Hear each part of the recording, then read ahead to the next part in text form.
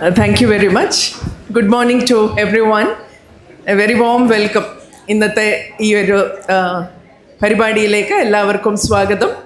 It is with much delight that on behalf of everyone here, part of Littora of MES Arts and Science College, Chathamangalam, I welcome on behalf of all of them. Thank you so much. Beloved Ms. Ashwathi, Mrs. Ashwathi Srikanth for us. ഈ ഒരു അടുത്തൊരു മണിക്കൂർ നമ്മൾക്ക് നമ്മളുടെ ഓഡിയൻസുമായിട്ട് സംവദിക്കാം. നേരത്തെ അവർ ഇൻട്രൊഡക്ഷനിൽ പറഞ്ഞു തുടങ്ങിയതിൽ നിന്ന് തന്നെ ഞാനും തുടങ്ങാം. How do we introduce Aswathy to this audience? You are here as a member of the literature festival. പക്ഷേ അശ്വതി ശ്രീകാന്ത് എന്ന പേഴ്സണാലിറ്റി ഒരു literary personality, even though you have written published 3 books and the next one is on the way.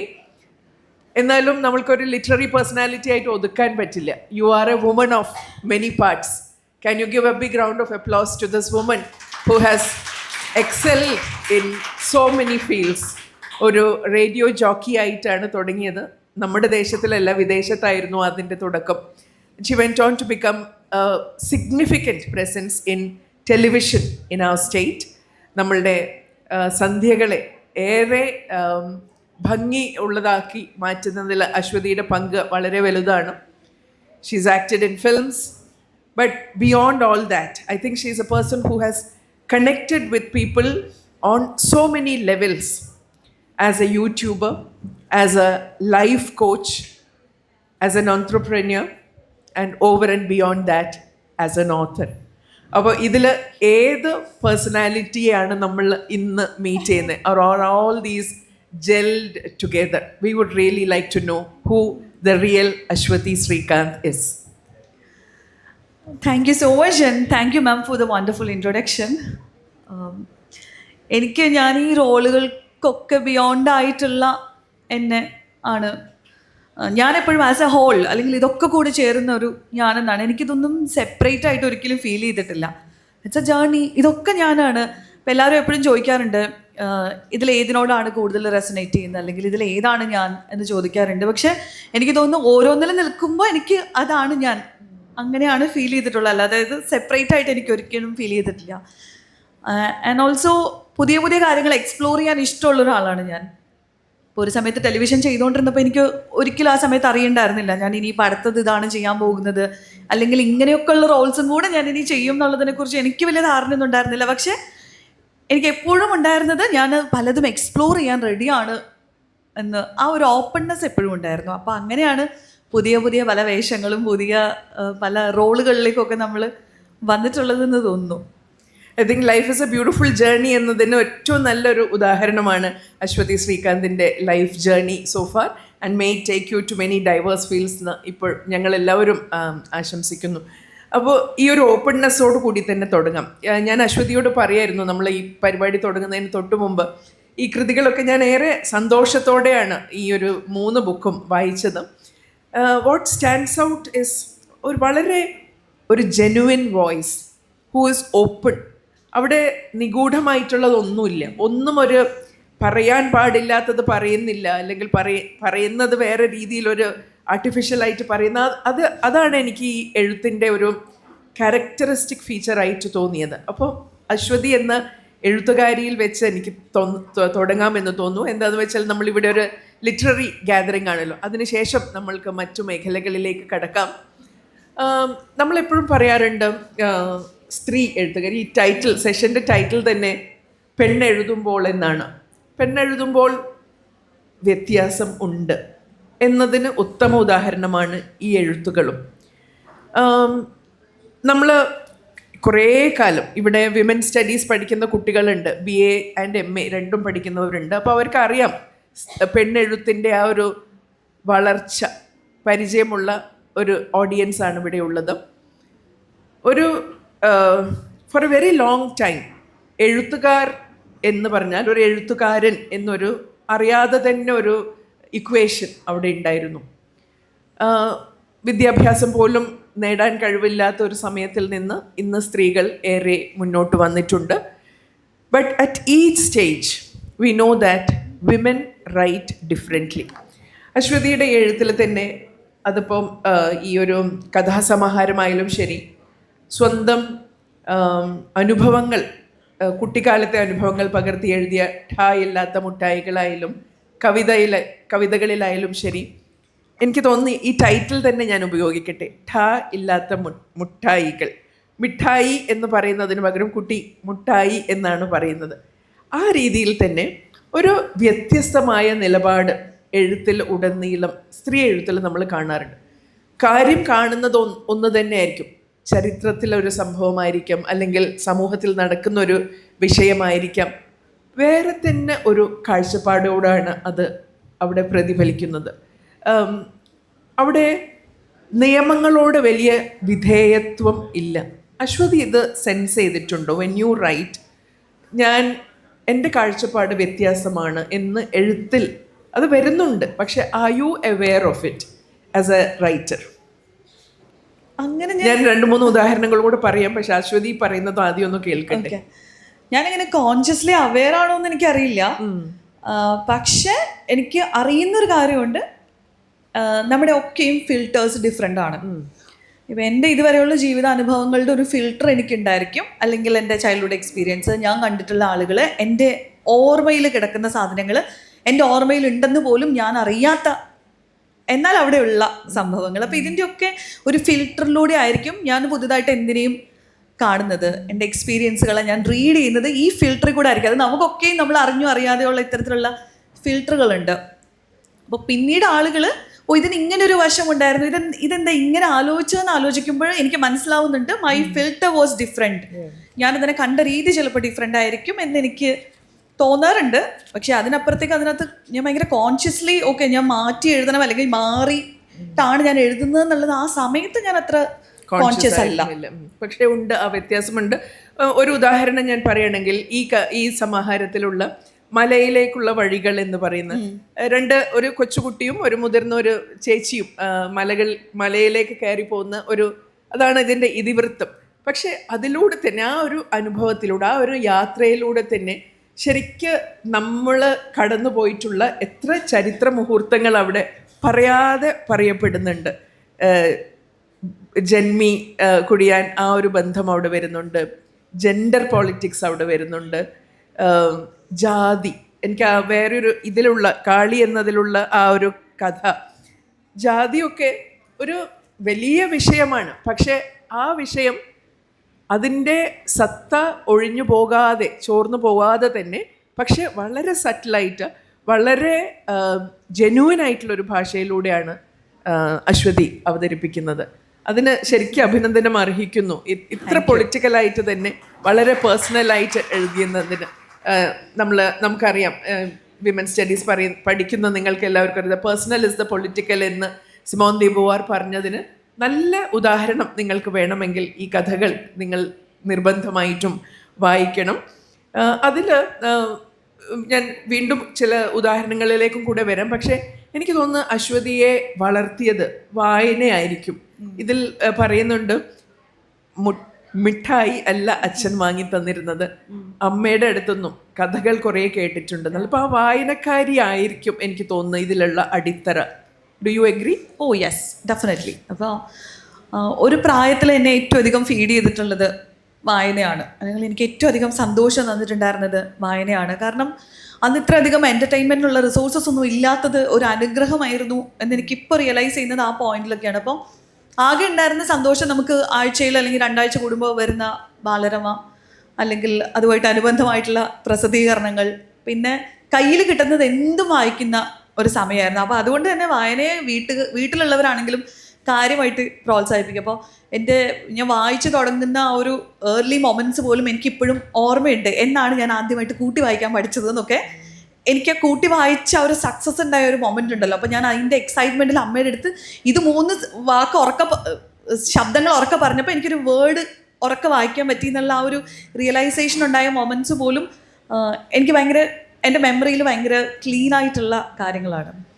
So അതുകൊണ്ട് വായന എന്നെ define ചെയ്യുന്നതിൽ, ഞാൻ ലോകത്തിനെ കാണുന്ന പെർസ്പെക്റ്റീവ് മാറ്റിയിട്ടുള്ളതിലൊക്കെ വലിയ പങ്ക് വഹിച്ചിട്ടുണ്ട്. പിന്നെ ഞാൻ ജനിച്ചു വളർന്നത് വളരെ സാധാരണമായിട്ടുള്ള കേരളത്തിലെ ഇടുക്കി ജില്ലയിലെ അവിടെ തന്നെ തൊടുപുഴയിലുള്ള ഒരു ചെറിയ ഗ്രാമത്തിലാണ്. അപ്പോൾ അവിടുത്തെ ഒരു പശ്ചാത്തലം എന്നൊക്കെ പറയുന്നത് ചുറ്റുമുള്ള ലോകത്ത് എത്ര അധികം മാറ്റങ്ങൾ വന്നിട്ടുണ്ടെങ്കിൽ ഇപ്പോഴും അവിടെ ചെന്ന് നോക്കിയാൽ അത് ഞാൻ ജീവിച്ചിരുന്ന കാലഘട്ടത്തിനെ കഴിഞ്ഞും വീണ്ടും ഒരു 30 വർഷം പുറകോട്ട് പോയിട്ടുണ്ടോ എന്ന് തോന്നിപ്പിക്കുന്ന തരത്തിലാണ് അവിടുത്തെ ഡെവലപ്മെൻറ്റ്സിൻ്റെ അവസ്ഥ. അപ്പം അങ്ങനെയുള്ളൊരു സ്പേസിൽ ജീവിച്ച് വളർന്നത് കൊണ്ട് തന്നെ ഭയങ്കര ഓർഗാനിക് ആയിട്ടുള്ള ഒരുപാട് എക്സ്പീരിയൻസുകൾ ഉണ്ടായിട്ടുണ്ട് എന്നുള്ളതാണ്. അപ്പോൾ ഞാൻ ഈ വായിച്ചതും അല്ലെങ്കിൽ ഞാൻ എക്സ്പീരിയൻസ് ചെയ്തിട്ടുള്ള കാര്യങ്ങളൊക്കെയും ഭയങ്കരമായിട്ട് ഇപ്പോഴത്തെ എന്നെ ഡിഫൈൻ ചെയ്യാൻ ഭയങ്കര ഹെൽപ്പ് ചെയ്തിട്ടുണ്ട്. എനിക്ക് തോന്നുന്നത് ആലീസ് ഇൻ വണ്ടർലാൻഡ് ഒക്കെ ഞാൻ വായിക്കുന്നത് മേ ബി ഞാനൊരു 6-ലോ 7-ലോ ഒക്കെ പഠിക്കുന്ന സമയത്തായിരിക്കാം ആലീസ് ഇൻ വണ്ടർലാൻഡ് വായിക്കുന്നത്. അത് വായിക്കുന്ന സമയത്ത് എനിക്ക് ഏറ്റവും അധികം അത്ഭുതം തോന്നിയത് എനിക്ക് ഓൾറെഡി അത്തരത്തിലൊരു വണ്ടർലാൻഡിലാണ് ഞാൻ ജീവിക്കുന്നതെന്നാണ് ഞാൻ ആ സമയത്ത് വിചാരിച്ചത്. അപ്പോൾ ഞാൻ ആലീസ് വായിക്കുന്ന സമയത്ത് ഞാൻ എന്നെ അതിനകത്ത് ഐഡൻറ്റിഫൈ ചെയ്യായിരുന്നു. അത്രയും ലൈഫുമായിട്ട് കണക്ട് ചെയ്തിട്ടുണ്ട് വായന. അപ്പോൾ ഞാൻ ഓൾറെഡി വീടിൻ്റെ അങ്ങേയറ്റത്തെ മൂലയിൽ ഒരു ചെറിയ ഒരു ദ്വാരമുണ്ടെന്നും അതിൽ കൂടെ എനിക്ക് വളരെ ചെറുതായിട്ട് അപ്രത്യക്ഷമായി പോകാൻ പറ്റുന്നു, അതിനടിയിലുള്ള വേറൊരു ലൈഫ് ഉണ്ടെന്നും ഒരു പാരലൽ വേൾഡ് അവിടെ ഉണ്ടെന്ന് സങ്കല്പിച്ച് ഇടയ്ക്ക് വീട്ടിൽ നിന്ന് അപ്രത്യക്ഷമാകുകയും ഞാൻ അതിനകത്താണെന്ന് സങ്കല്പിക്കുകയും എന്നെ ഇപ്പോൾ ആർക്കും കാണാൻ പറ്റുന്നില്ല എന്ന് ഇമാജിൻ ചെയ്യുകയും ഒക്കെ ചെയ്ത് ജീവിച്ചിരുന്നൊരു കുട്ടിയാണ്. അപ്പോൾ ഞാൻ ഇന്ന് കാലത്ത് എവിടെയോ ഞാൻ വായിച്ചു, ആലിസിലത്തെ ഒരു വാക്കാണ് ലൈഫ് ഈസ് ഗെറ്റിംഗ് ക്യൂറിയസർ ആൻഡ് ക്യൂറിയസർ. ആ കുട്ടി അതിൻ്റെ താഴോട്ട് പോകുന്നു. ശരിക്കും ആ ക്യൂരിയോസിറ്റി ഏറ്റവും നല്ലോണം എഫക്റ്റ് ചെയ്ത ഒരു കുട്ടിക്കാലം തന്നെ ആയിരിക്കും അശ്വതിയുടെ. അങ്ങനെ അല്ലാതെ ഒരിക്കലും ഈ പറഞ്ഞ ഗ്രാമപ്രദേശത്തിൽ നിന്ന് സ്വന്തം ചിറകിന്റെ മേലാണല്ലോ ദുബായിലല്ലേ അത്. It was before marriage U went on your own. എന്തായിരുന്നു അതിനുള്ള തീരുമാനം? എനിക്ക് തോന്നുന്നു വായനക്കാരി ഡെഫിനറ്റ്ലി ആ ചിറക് കൊടുത്തിട്ടുണ്ടോ, പക്ഷെ എന്നാലും ജീവിതത്തിൽ അങ്ങനെ ഒരു സ്റ്റെപ്പ് എടുക്കാൻ എനിക്ക് ലൈഫിനെ കുറിച്ച് ഏറ്റവും അധികം എക്സ്പോഷർ കിട്ടിയിട്ടുള്ളത് വായനയിൽ നിന്നാണ്. അപ്പോൾ വായിച്ചതുകൊണ്ട് എനിക്കറിയാമായിരുന്നു പുറത്ത് വേറൊരു ലോകമുണ്ട്, ഞാൻ ഈ കാണുന്ന നാട്ടുമ്പുറ അല്ലാതെ പുറത്ത് വേറൊരു ലോകം ഉണ്ടെന്നുള്ളതും. അപ്പോൾ പല കഥകളിലും ഉള്ള കഥാപാത്രങ്ങളൊക്കെ ഇങ്ങനെ ലോകം എക്സ്പ്ലോർ ചെയ്യുന്നത്, അവർ വേൾഡിൻ്റെ പല ഭാഗത്ത് നിന്ന് സംസാരിക്കുന്നത് കാണുമ്പോൾ ഞാൻ അവരുടെ ഒക്കെ ഷൂവിൽ എന്നെ സങ്കല്പിച്ചിട്ടുണ്ട്. ഞാൻ എന്തെങ്കിലുമൊക്കെ അവിടെ ആയിരിക്കും എന്ന് ഞാൻ വിചാരിച്ചിട്ടുണ്ട്. അപ്പോൾ അതുകൊണ്ട് തന്നെ എനിക്ക് ആ ലൂപ്പ് പൊട്ടിച്ച് ഇതിന് പുറത്തേക്ക് ഞാൻ എന്നായാലും പോകുന്ന ഒരാളായിട്ടാണ് ഞാൻ എപ്പോഴും എന്നെ സങ്കല്പിച്ചിട്ടുണ്ടായിരുന്നത്. അപ്പോൾ ഇപ്പോഴും ഞാൻ എൻ്റെ സുഹൃത്തുക്കളോടും അല്ലെങ്കിൽ എൻ്റെ പാർട്ട്ണറിനോടും ഒക്കെ പറയാറുണ്ട്, ഞാൻ എൻ്റെ പഴയ നാട്ടിലേക്ക് വണ്ടി ഓടിച്ച് പോകുന്ന സമയത്ത് ഞാൻ പറയും, ഞാൻ എൻ്റെ ചൈൽഡ്ഹുഡിൽ എത്രയോ വിഷ്വലൈസ് ചെയ്തിട്ടുള്ളതാണ്. ഒരു സിനിമാ കഥയിലെന്നുള്ള പോലെ ഞാനൊരു ദിവസം ഈ വഴി കൂടി ഇങ്ങനെ വണ്ടി ഓടിച്ചു വരും, അന്ന് ഇവിടെ ഈ കാഴ്ചകളൊക്കെ എന്ത് രൂപത്തിലായിരിക്കും എന്ന് അന്ന് ഞാൻ പലവട്ടം ആലോചിച്ചിട്ടുണ്ട്. അപ്പോൾ ഞാൻ പറയും, ഇത് ലിറ്ററലി ഞാൻ എൻ്റെ അന്നത്തെ കുട്ടിക്കാലത്തെ ഓരോ ചിന്തകളെയും മാനിഫെസ്റ്റ് ചെയ്യുന്ന പോലെയാണ് ഞാൻ എക്സ്പീരിയൻസ് ചെയ്യുന്നത് എന്ന് പറയാറുണ്ട്. അപ്പോൾ ഉറപ്പായിട്ടും ഞാൻ ഇതിന് പുറത്തേക്ക് പോകുന്നു, ഞാൻ എൻ്റെ നാടിനെ ഒരു സമയത്ത് റെപ്രസെൻ്റ് ചെയ്യുന്നു, ആ ഓർമ്മകളെ റീവിസിറ്റ് ചെയ്യാൻ ഞാൻ വരുമെന്നുള്ളത് എനിക്ക് ഭയങ്കര ഷുവറായിരുന്നു. അതൊരു ആഗ്രഹമോ സ്വപ്നമോ ഒന്നുമല്ല, എനിക്ക് ഭയങ്കര ഉറപ്പായിരുന്നു. പണ്ട് തൊട്ടേ നമുക്ക് ചിലപ്പോൾ ഇങ്ങനെ തോന്നാറില്ലേ, മരിച്ചു കഴിയുമ്പോൾ നമുക്ക് എല്ലാത്തിനെ കുറിച്ചുള്ള ക്ലാരിറ്റി കിട്ടും, അങ്ങനെ വിശ്വസിക്കുന്ന ആരെങ്കിലും ഉണ്ടോ? നമുക്കിപ്പോൾ കുറേ കാര്യങ്ങളെക്കുറിച്ച് ഉത്തരവില്ലല്ലോ, ഇതെന്താണ് അങ്ങനെ, അതെന്താണ് ഇങ്ങനെ എന്നൊക്കെ ഉള്ള തോട്ട്സ് ഉണ്ടല്ലോ. ഞാൻ പണ്ട് തൊട്ടേ വിചാരിച്ചിരുന്നത് അത് കുഴപ്പമില്ല, ഇതിപ്പോൾ ഒരു ക്യൂരിയോസിറ്റി ഉണ്ടെങ്കിൽ ഇത് മരിച്ചു കഴിയുമ്പോൾ എന്തായാലും അറിയാമല്ലോ.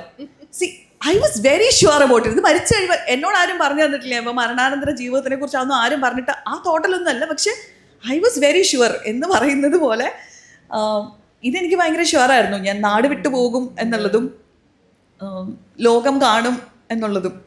സത്യം, നമ്മൾ ഇപ്പോൾ പോളോ കൊയ്ലോ ഒക്കെ വായിക്കുന്ന പോലെ manifestation, the alchemist, the secret, അതുപോലെയൊക്കെ തോന്നുന്നു. അതും ഇനി അതിൻ്റെ കുറച്ച് അംശങ്ങളെങ്കിലും ഞങ്ങൾ ഈ എഴുത്തിലൊക്കെ കാണുന്നുണ്ട്. ഇനിയും അത് കൂടുതൽ വെളിച്ചത്തോട്ട് വരട്ടെ എന്ന് ആഗ്രഹിക്കുന്നു. നമ്മൾ പറയാറുണ്ടല്ലോ, a child who reads will become an adult who thinks. അതാണ് ശരിക്കും ഇവിടെ കാണുന്നത്, an adult who dreams. Because ഡ്രീംസിലൂടെ മാത്രമേ ചിന്തകളിലേക്ക് എത്തുള്ളൂ എന്ന് ഉറപ്പാണ്. And Aswathy's life is a very beautiful example of that. അതിനുശേഷം ഐ മീൻ ആഫ്റ്റർ യുവർ ഈ നമ്മളിവിടെ negotiating the visual and the verbal എന്ന് പറയുന്നുണ്ട്. അപ്പം അശ്വതിക്ക് ആക്ച്വലി റേഡിയോ ജോക്കി ആയിട്ട് you had one kind of life, you were connecting with the audience. പക്ഷേ പിന്നെ അതിനുശേഷം you are actually coming out. ടെലിവിഷനിൽ വന്ന സമയത്ത് it was a different kind of experience. The വെർബലും വിഷ്വലും തമ്മിലുള്ള ഒരു അതെങ്ങനെയായിരുന്നു? മറികടക്കാൻ എളുപ്പമായിരുന്നോ? Will you be able to go back now? എങ്ങനെയാണ് ദ റിലേഷൻഷിപ്പ്? അശ്വതി എന്ന പേഴ്സൺ എങ്ങനെയാണ് ഈ രണ്ട് മേഖലകളെയും കൈകാര്യം ചെയ്തത്? അങ്ങനെ ചോദിച്ചാൽ ആ ഒരു വെർബലൈസേഷൻ മാത്രമുള്ളൊരു വേൾഡിൽ ഞാൻ ഭയങ്കര കംഫർട്ടബിൾ ആയിരുന്നു. RJ ആയിട്ടിരിക്കുക എന്ന് പറയുന്നത്. ഞാൻ വേറെ പല കാര്യങ്ങളും ചെയ്തിട്ട് ഞാൻ BA ഞാൻ ഇംഗ്ലീഷ് ലിറ്ററേച്ചറാണ് പഠിച്ചത്. അത് കഴിഞ്ഞിട്ട് പിന്നെ ഞാൻ ചെയ്തത് MBA ആണ്. അത് കഴിഞ്ഞ് ഞാനൊരു കോർപ്പറേറ്റ് ജോലിയിൽ കടക്കുകയും പക്ഷെ അതെനിക്ക് പറ്റുന്നില്ല എന്ന് തോന്നിയിട്ട് ഈവൻ ഞാൻ ഗസ്റ്റ് ലെക്ചറായിട്ട് കുറച്ച് നാൾ പ്രാക്ടീസ് ചെയ്യും. പക്ഷെ അവിടെ ഒക്കെയും എനിക്ക് ഇതൊന്നും അല്ല ഞാൻ ചെയ്യേണ്ടതെന്നുള്ള തോന്നലുകൾ എപ്പോഴും ഉണ്ടായിരുന്നു. ഞാൻ വേറെന്തോ കൂടെ ചെയ്യണം എന്നുള്ളൊരു തോട്ടുള്ള സമയത്താണ് എനിക്ക് റേഡിയോയിലേക്കൊരു ഓപ്പർച്യൂണിറ്റി വരുന്നത്. പക്ഷെ അതുവരെ ശബ്ദത്തിൻ്റെ സാധ്യതകളെക്കുറിച്ചൊന്നും ഒട്ടും ആലോചിക്കാത്ത ഒരാളായിരുന്നു. ഞാൻ പാട്ട് പോലും പാടാത്ത ആളാണ്. അപ്പോൾ അങ്ങനെയുള്ളപ്പോൾ എൻ്റെ ശബ്ദം സെലക്റ്റഡ് ആവുക എന്ന് പറയുന്നത് എനിക്ക് ഭയങ്കര സർപ്രൈസിങ് ആയിരുന്നു. അപ്പോൾ അങ്ങനെ RJ എന്നുള്ള ഒരു ലൈഫ് ലീഡ് ചെയ്ത് തുടങ്ങിയപ്പോഴാണ് ആ മൊമെൻറ്റിൽ ആ സ്റ്റുഡിയോയിൽ ഇരുന്നിട്ട് നമ്മൾ കാണാത്ത ആയിരക്കണക്കിന് ആളുകളെ നമ്മൾ അഡ്രസ്സ് ചെയ്ത് സംസാരിക്കുന്ന സമയം നമുക്ക് തരുന്ന ഒരു കോൺഫിഡൻസ് ഉണ്ടല്ലോ, അത് നമുക്ക് തരുന്ന ഒരു കണക്റ്റ് ഉണ്ട്. ഈ കണക്റ്റ് നമ്മൾ സങ്കല്പിക്കുന്നതാണ്. ഇത്രയും പേരെന്നെ കേൾക്കുകയാണെന്നുള്ളത് ചിലപ്പം നമുക്ക് ഈ കേൾക്കുന്ന ആളുകൾ എന്ത് അവസ്ഥയിലാണ്, അവരെങ്ങനെയാണ് ഒന്നും അറിയില്ല. പക്ഷെ ഇവരൊക്കെയും സന്തോഷമായിട്ട് ഞാൻ ഈ പറയുന്നതിനെ കണക്ട് ചെയ്യുന്നുണ്ടെന്ന് വിഷ്വലൈസ് ചെയ്ത് നമ്മൾ സംസാരിക്കുകയാണ്. അപ്പോൾ പിന്നെ റേഡിയോ തരുന്നത് എനിക്ക് അങ്ങനത്തെ ഒരു ഭയങ്കര സ്വാതന്ത്ര്യം തന്നിട്ടുണ്ട്. അപ്പോൾ എനിക്ക് അവിടെ എത്തിയ സമയത്ത് എനിക്ക് ഫീൽ ചെയ്തത് ഇതാണ്, this is where I belong എന്നെനിക്ക് ഫീൽ ചെയ്യിപ്പിച്ചൊരു സ്ഥലമാണ് എല്ലാ കാലത്തും റേഡിയോ. ഞാൻ 2 റേഡിയോ സ്റ്റേഷൻസിലാണ് വർക്ക് ചെയ്തത്. ആദ്യം കൊച്ചിയിലോ റേഡിയോ സ്റ്റേഷനിലും, പിന്നെ അവിടെ നിന്നാണ് ദുബായിലേക്ക് പോയത്. റേഡിയോ എനിക്ക് അങ്ങനെ ഭയങ്കര കണക്ട് ചെയ്ത് സംസാരിക്കാനുള്ള ആ ഒരു എബിലിറ്റി ഉണ്ടാക്കി തന്നത് റേഡിയോ ആണ് എന്ന് എനിക്ക് തോന്നിയിട്ടുണ്ട്. റേഡിയോയിൽ നിന്ന് TV-യിലേക്കുള്ളൊരു ട്രാൻസിഷൻ എളുപ്പമായിരുന്നു എന്ന് ചോദിച്ചാൽ, ഞാൻ ആങ്കറിംഗ് ഒക്കെ പുറത്തൊക്കെ ആണെങ്കിലും ചെറിയ MC ആയിട്ടുള്ള ചെറിയ ഈവൻസ് ഒക്കെ ചെയ്തിരുന്നതുകൊണ്ട് എനിക്ക് അത്ര വലിയ ഡിഫിക്കൽട്ട് അല്ലായിരുന്നു. പക്ഷേ ഈ പറഞ്ഞ പോലെ നമ്മൾ കുറേ ഒരുക്കങ്ങൾ അതിന് വേണം എന്നുള്ളത് ആക്ച്വലി അതാണ് എനിക്ക് കൂടുതൽ ഡിഫിക്കൽട്ടായിട്ട് ഫീൽ ചെയ്തിട്ടുണ്ടായിരുന്നത്. നമ്മൾ ഒരു സ്റ്റേജ് ഷോയ്ക്ക് കാരണം എന്നുണ്ടെങ്കിൽ 2 hours മേക്കപ്പും അത്രയും സമയത്തിൻ്റെ കോസ്റ്റ്യൂമിൻ്റെ ട്രയലും ഫിറ്റിങ്സും. അപ്പോൾ ആ സ്റ്റേജിൽ നിൽക്കുമ്പോൾ മോസ്റ്റ് ഓഫ് ദ ടൈം നമുക്ക് നമ്മളായിട്ടല്ല ഫീൽ ചെയ്തിട്ടുണ്ടായിരുന്നു. അപ്പോൾ എനിക്ക് അതിനെ ഒന്ന് ബ്രേക്ക് ചെയ്യാനാണ് എനിക്ക് ആദ്യത്തെ സമയങ്ങളിൽ ഞാൻ സ്ട്രഗിൾ ചെയ്തിട്ടുണ്ടെന്ന് ഫീൽ ചെയ്യുന്നത്. പുറത്തുള്ളവർക്ക് അത്ര വിസിബിൾ ആയിട്ടുണ്ടോ എന്ന് എനിക്കറിയത്തില്ല. പക്ഷേ ഇന്റേണലി ഐ വാസ് സ്ട്രഗിളിങ് ഞാൻ ആ ഒരു സമയം. പക്ഷെ പിന്നെ ഞാൻ ആ ഒരു ഫ്ലോയിലേക്ക് കയറി കഴിഞ്ഞപ്പോൾ ഇറ്റ് വാസ് ഈസി, കുഴപ്പമില്ല, ഇതൊരു ഹാബിറ്റായി. അപ്പോൾ എന്ന് വെച്ചാൽ ഇത് ശരിക്കും ഒരു പേഴ്സണാലിറ്റി സ്വിച്ച് ചെയ്യുന്ന പോലെ ഞാൻ എൻ്റെ റിയൽ സെൽഫ് കുറച്ച് മാറ്റി വെച്ചിട്ട് ഓക്കെ ഇനി കുറച്ച് നേരം I have to be like this എന്നുള്ളൊരു സംഭവത്തിലേക്ക് ഒരു ഷിഫ്റ്റ് നടക്കുന്നുണ്ട്. പക്ഷെ വൺസ് തുടങ്ങിക്കഴിഞ്ഞാൽ ഓഡിയൻസുമായിട്ട് ഇതുപോലൊരു കണക്റ്റ് ഉണ്ടായി കഴിഞ്ഞ് കഴിഞ്ഞാൽ പിന്നെ അത് എളുപ്പമാണ്. അത് ഞങ്ങൾ പ്രേക്ഷകർ ഒരിക്കലും ഞങ്ങൾക്ക് തോന്നിയിട്ടില്ല അങ്ങനെ ഒരു ഡിഫിക്കൽട്ടി ഉണ്ടായിരുന്നു എന്നുള്ളത്. It was seamless transition and I think that ability to connect അത് തന്നെയാണ് അതിൻ്റെ ഒരു the key to the success that you have achieve. അതിൻ്റെ മേലെ തന്നെയാണല്ലോ പിന്നീടുള്ള ഞാൻ എഴുത്തിലേക്ക് തിരിച്ചു വരാം. പക്ഷേ I think we definitely need to look at her journey. ഒരു യൂട്യൂബറാണ്, you have been very successful. Life unlimited എന്ന ആ ഒരു അൺഎഡിറ്റഡിലൂടെ and you are also an entrepreneur now അല്ലേ അവിടെ, which is a different kind of business. It's a business which brings her closer to people. അവരുടെ പ്രശ്നങ്ങൾ കേൾക്കുന്നു, അതിന് പരിഹാരങ്ങൾ കാണുന്നു. Tell us about that, the entrepreneurial journey. കാര്യം ഞാൻ പഠിച്ചത് MBA ആണെങ്കിലും ഞാൻ എപ്പോഴും പറയാറുണ്ട് എൻ്റെ ജനിതക ഘടനയിൽ എവിടെയും വ്യവസായമുണ്ടെന്ന് എനിക്ക് തോന്നുന്നില്ല എന്ന് ഞാനിങ്ങനെ ഇടയ്ക്ക് പറയാറുണ്ട്. കാരണം ബേസിക്കലി ഞാനൊരു ഓൺട്രപ്രണർ മെറ്റീരിയൽ അല്ല. അപ്പോൾ അതിൻ്റെ പ്രശ്നങ്ങൾ എനിക്കുണ്ട്. പക്ഷേ ബിക്കമിങ് എന്ന് പറയുന്ന ഒരു മെൻ്റൽ വെൽനെസ് പ്ലാറ്റ്ഫോം അത് ആക്ച്വലി ഞാൻ പർപ്പസ്ഫുള്ളി ക്യൂറേറ്റ് ചെയ്തതിനെ കഴിഞ്ഞും അതൊരു നീഡായിട്ട് വന്ന് എനിക്ക് തോന്നാറുണ്ട്. ചില പർപ്പസുകൾ നമ്മളെ ചൂസ് ചെയ്യുന്നതാണ്, നമ്മളത് ചൂസ് ചെയ്യുന്നതിനും അപ്പുറത്തെന്ന് എനിക്ക് തോന്നാറുണ്ട്. അപ്പോൾ അങ്ങനെ വന്ന് കോവിഡ് കാലത്തായിരുന്നു തോന്നുന്നു. അപ്പോൾ ഒരു കോവിഡിൻ്റെ സമയത്താണ് ഇങ്ങനെയുള്ള ചില കാര്യങ്ങളിൽ എന്തെങ്കിലുമൊക്കെ ചെയ്യണം, എനിക്ക് പഠിക്കണം എന്ന് തോന്നിയതും ഞാനതിനെക്കുറിച്ച് പഠിച്ചതും ഞാൻ സർട്ടിഫിക്കേഷൻസ് എടുത്തതും ലൈഫ് കോച്ചായിട്ട് പ്രാക്ടീസ് ചെയ്ത് തുടങ്ങിയതും. പക്ഷേ ഞാനത് പ്രാക്ടീസ് ചെയ്ത് തുടങ്ങുന്ന സമയത്ത് ഞാനൊരു 1-on-1 സെഷൻ എൻ്റെ ഒരു കപ്പാസിറ്റിയിൽ നിന്നിട്ട് ചെയ്യാമെന്ന് മാത്രമേ വിചാരിച്ചത്. പക്ഷേ എൻ്റെ അടുത്തേക്ക് വന്നിട്ടുള്ള ആളുകൾ പലരും ഡീപ്പറായിട്ടുള്ള പല സൈക്കോളജിക്കൽ പ്രശ്നങ്ങളുമുള്ള ആളുകൾ ദിവസേന വരാൻ തുടങ്ങി. അപ്പോൾ ഇവരുടെ പ്രശ്നങ്ങൾ നമുക്ക് ഹാൻഡിൽ ചെയ്യാൻ പറ്റുന്നതിന് അപ്പുറത്തേക്കാണ്. അപ്പോൾ അതുകൊണ്ട് ഞാൻ വിചാരിച്ചു നമുക്കൊരു ടീം ഉണ്ടെങ്കിൽ എപ്പോഴും നല്ലതായിരിക്കുമല്ലോ എന്നുള്ളത്. അപ്പോൾ അങ്ങനെ നമ്മൾ ഗ്രാജ്വലി ബിൽഡ് ചെയ്ത് ആ ടീമിൽ എണ്ണം കൂടി, എൻക്വയറി കൂടി, അപ്പോൾ ഡെഫിനറ്റ് ആയിട്ടും വിചാരിച്ചു ഓക്കെ എന്നാൽ പിന്നെ ഇത് ശരിക്കും ഒരു നീഡ് ഓഫ് ദ അവർ ആണ്. ഇപ്പോഴത്തെ ഒരു ജനറേഷനിലാണ് ആളുകൾ ഏറ്റവും കൂടുതൽ മെൻ്റൽ ഹെൽത്തിനെ കുറിച്ച് സംസാരിക്കുന്നതും പ്രശ്നങ്ങളെ റിയലൈസ് ചെയ്യുന്നതും. നമ്മൾ ഈ ജനറേഷൻസ് ആയിട്ട് ക്യാരി ചെയ്തുകൊണ്ടിരുന്ന ട്രോമയൊക്കെ ഐഡൻറ്റിഫൈ ചെയ്ത് ബ്രേക്ക് ചെയ്തുകൊണ്ടിരിക്കുന്ന ഒരു ജനറേഷനിലാണ് ഇപ്പോൾ നിൽക്കുന്നത്. അപ്പോൾ ഇത് ഭയങ്കര നെസസറി ആയിട്ടുള്ളൊരു കാര്യമാണ്. അപ്പോൾ അങ്ങനെയാണ് ബിക്കമിങ്ങിലേക്ക് എത്തിയത്. ആൻഡ് ഡെഫിനറ്റ്ലി മിഷേൽ ഒബാമയുടെ ബിക്കമിങ് എന്നുള്ള അതൊരു ഇൻസ്പിറേഷൻ ആയിട്ടുണ്ട് for the yes. Even otherwise becoming is something that gives us hope അല്ലേ. ബീയിങ് എന്ന് പറഞ്ഞാൽ അവിടെ ഒരു ഫുൾ സ്റ്റോപ്പ് ഉണ്ട്, ഒന്ന് ആയി കഴിഞ്ഞത്. ബിക്കമിങ് എന്ന് പറഞ്ഞാൽ there is always space to grow and to evolve. Yes. അപ്പൊ നമ്മൾ ഒരിക്കലും ആരെയും കംപ്ലീറ്റ് ആയിട്ട് ഹീൽ ചെയ്യുന്നോ ഒരാളെയും കംപ്ലീറ്റ് ആയിട്ട് മാറ്റുന്നോ ഒന്നല്ല. ലൈക്ക് ഇതിനൊരു ഫിനിഷിംഗ് പോയിന്റ് ഇല്ല. ഞാൻ കംപ്ലീറ്റ്ലി ഹീൽഡ് ആയെന്നോ അല്ലെങ്കിൽ ഞാൻ കംപ്ലീറ്റ്ലി എല്ലാ പ്രശ്നങ്ങളിൽ നിന്നും ഓവർകം ചെയ്തു എന്നുള്ളത്. നമ്മൾ ഇതിനൊക്കെ ഡീൽ ചെയ്യാൻ പഠിക്കുകയും ഇതിൽ കൂടെ നാവിഗേറ്റ് ചെയ്യാൻ പഠിക്കുകയും ചെയ്തുകൊണ്ടേയിരിക്കുക എന്നുള്ളതാണ്. അപ്പോൾ ഒരിക്കലും ഞാൻ ഇന്നിപ്പോൾ ഇങ്ങോട്ട് വന്ന വഴിക്ക് എൻ്റെ സുഹൃത്തിനോട് പറയുമായിരുന്നു, പല കാര്യങ്ങളിലും നമുക്ക് വളരെ ക്ലാരിറ്റി ഉണ്ട് എന്ന് തോന്നിയിരുന്ന പോയിന്റ്സ് ഉണ്ടല്ലോ, അതുപോലും ഇന്ന് തിരിഞ്ഞു നിന്ന് ആലോചിക്കുമ്പോൾ അതൊരു ക്ലാരിറ്റിയേ ആയിരുന്നില്ല. Now I have even more clarity എന്ന് ഓരോ സമയത്തും നമുക്ക് തോന്നിക്കൊണ്ടിരിക്കും. സോ അപ്പോൾ So welcome the partners of becoming here. A warm welcome to you and hope you will be able to spend some time with the students and tell us more about becoming. ഏറെ സന്തോഷമുണ്ട് ഇവരുടെ ക്ഷണം സ്വീകരിച്ച് ഇവിടെ എത്തിയതിന്. Yes. So അങ്ങനെയാണ് നമ്മുടെ ഒരു ബിക്കമിങ്ങിന്റെ ജേർണി. ബിക്കം ചെയ്യാനുള്ള ആ ഒരു യാത്രയിൽ അതിനൊരു നല്ലൊരു കൈത്താങ്ങാവട്ടെ എന്ന് ഞാൻ ആശംസിക്കുന്നു. അപ്പോൾ again may your dimensions grow എന്നാണ് ഞാൻ പറയുന്നത്. എന്നിരുന്നാലും ഇത്രയൊക്കെ മേഖലകളിൽ കഴിവ് തെളിയിച്ചിട്ടുള്ള ഒരു വ്യക്തിയാണ്, ലോകത്ത് പല യാത്രകളും നടത്തിയിട്ടുള്ള വ്യക്തിയാണ്. But when you read these stories, ആ തൊടുപുഴക്കാരിയെ തന്നെയാണ് നമ്മളിവിടെ കാണുന്നത്. ആ ഗ്രാമവും ആ കുട്ടിക്കാലവും ആ പേഴ്സണൽ ഡൊമസ്റ്റിക് സ്ഫിയറിൽ നിന്ന് തന്നെയാണ് കഥകൾ. ഒന്ന് രണ്ട് കഥകൾ മാത്രമേ ഉള്ളൂ എനിക്ക് തോന്നുന്നു ആ കോർപ്പറേറ്റ് വേൾഡിലൊക്കെ. അവിടെ എന്നാലും ആ കോർപ്പറേറ്റ് വേൾഡിലും ഒരാളുണ്ടാവും, ഒരു വ്യക്തി ഉണ്ടാവും who does not belong there എന്നുള്ളത്.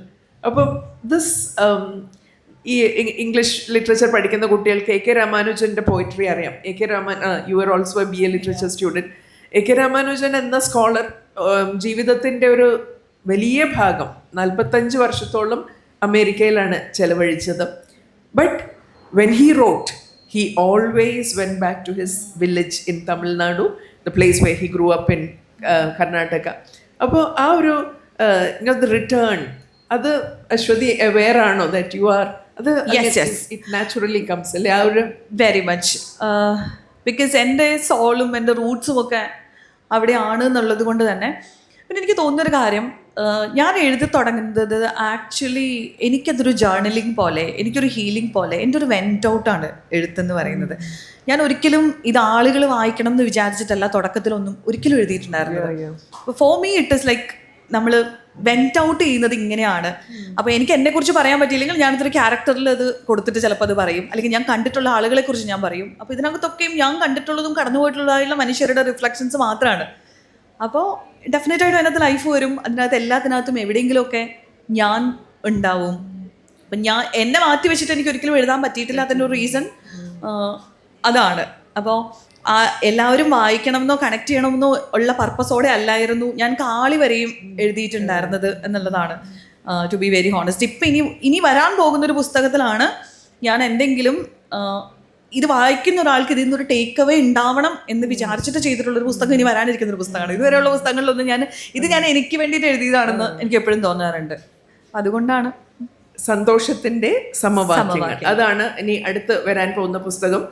ഈ അടുത്ത് വരുന്ന KLF വെച്ചിട്ടായിരിക്കും അതിൻ്റെ പ്രസിദ്ധീകരണം. അപ്പോൾ എല്ലാവരും അതിൽ പങ്കെടുക്കണം. Because you will find Aswathy voicing the voices of all those people she has met during this journey. അപ്പോൾ അതൊരു വേറെ ഒരു കാഴ്ചയായിരിക്കും നമ്മൾക്ക് നൽകുന്നത്.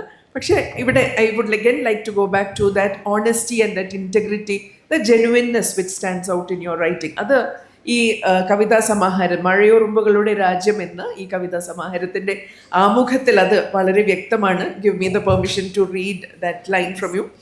മഴ പെയ്യുമ്പോൾ മാത്രം എങ്ങുനിന്നെന്നില്ലാതെ പ്രത്യക്ഷപ്പെടുകയും നനവുള്ള ഭിത്തിയിലെ പൂപ്പലുകളുടെ ഭൂപടത്തിൽ ദിശ തെറ്റി അലയുകയും ചെയ്യുന്ന കറുത്ത കുഞ്ഞു മഴയുറുമ്പുകളെ പോലെയാണ് എനിക്ക് അക്ഷരങ്ങൾ. മഴ പെയ്യുമ്പോൾ അല്ലെങ്കിൽ മനസ്സ് പെയ്യുമ്പോൾ മാത്രം വെപ്രാളപ്പെട്ട് പേന തിരയുകയും എന്തെന്നില്ലാതെ കുത്തിക്കുറിക്കുകയും അതെന്തായിരുന്നു എന്ന് പിന്നീടൊരിക്കൽ അതിശയപ്പെടുകയും ചെയ്യുന്ന ഒരുവളുടെ അക്ഷരങ്ങൾ. ആ അക്ഷരങ്ങളെ തേടിയുള്ള ഒരു ഇറ്റ്സ് എ റൈറ്റിംഗ് പ്രോസസ്. അതിൽ തന്നെ ആ ആമുഖത്തിൽ തന്നെ സോ പോയറ്റിക്.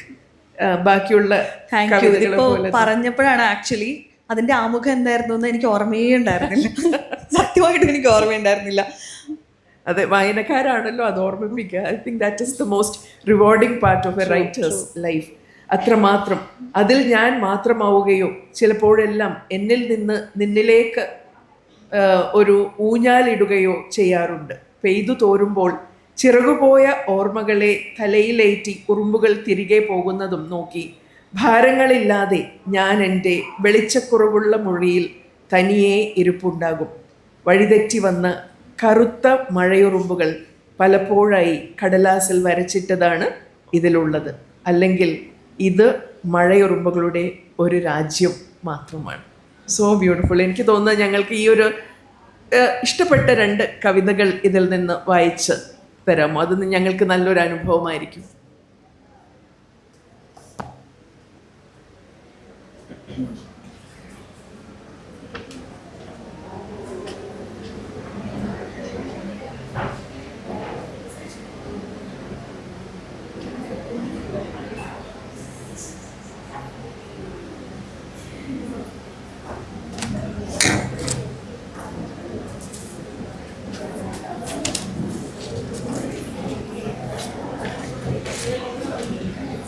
ഓക്കെ, ഇത് വഴി എന്ന് പേരിട്ടിട്ടുള്ള ഒരു കവിതയാണ് മഴയുറുമ്പുകളുടെ രാജ്യം എന്ന് പറയുന്ന സമാഹാരത്തിൽ നിന്നുള്ളത്.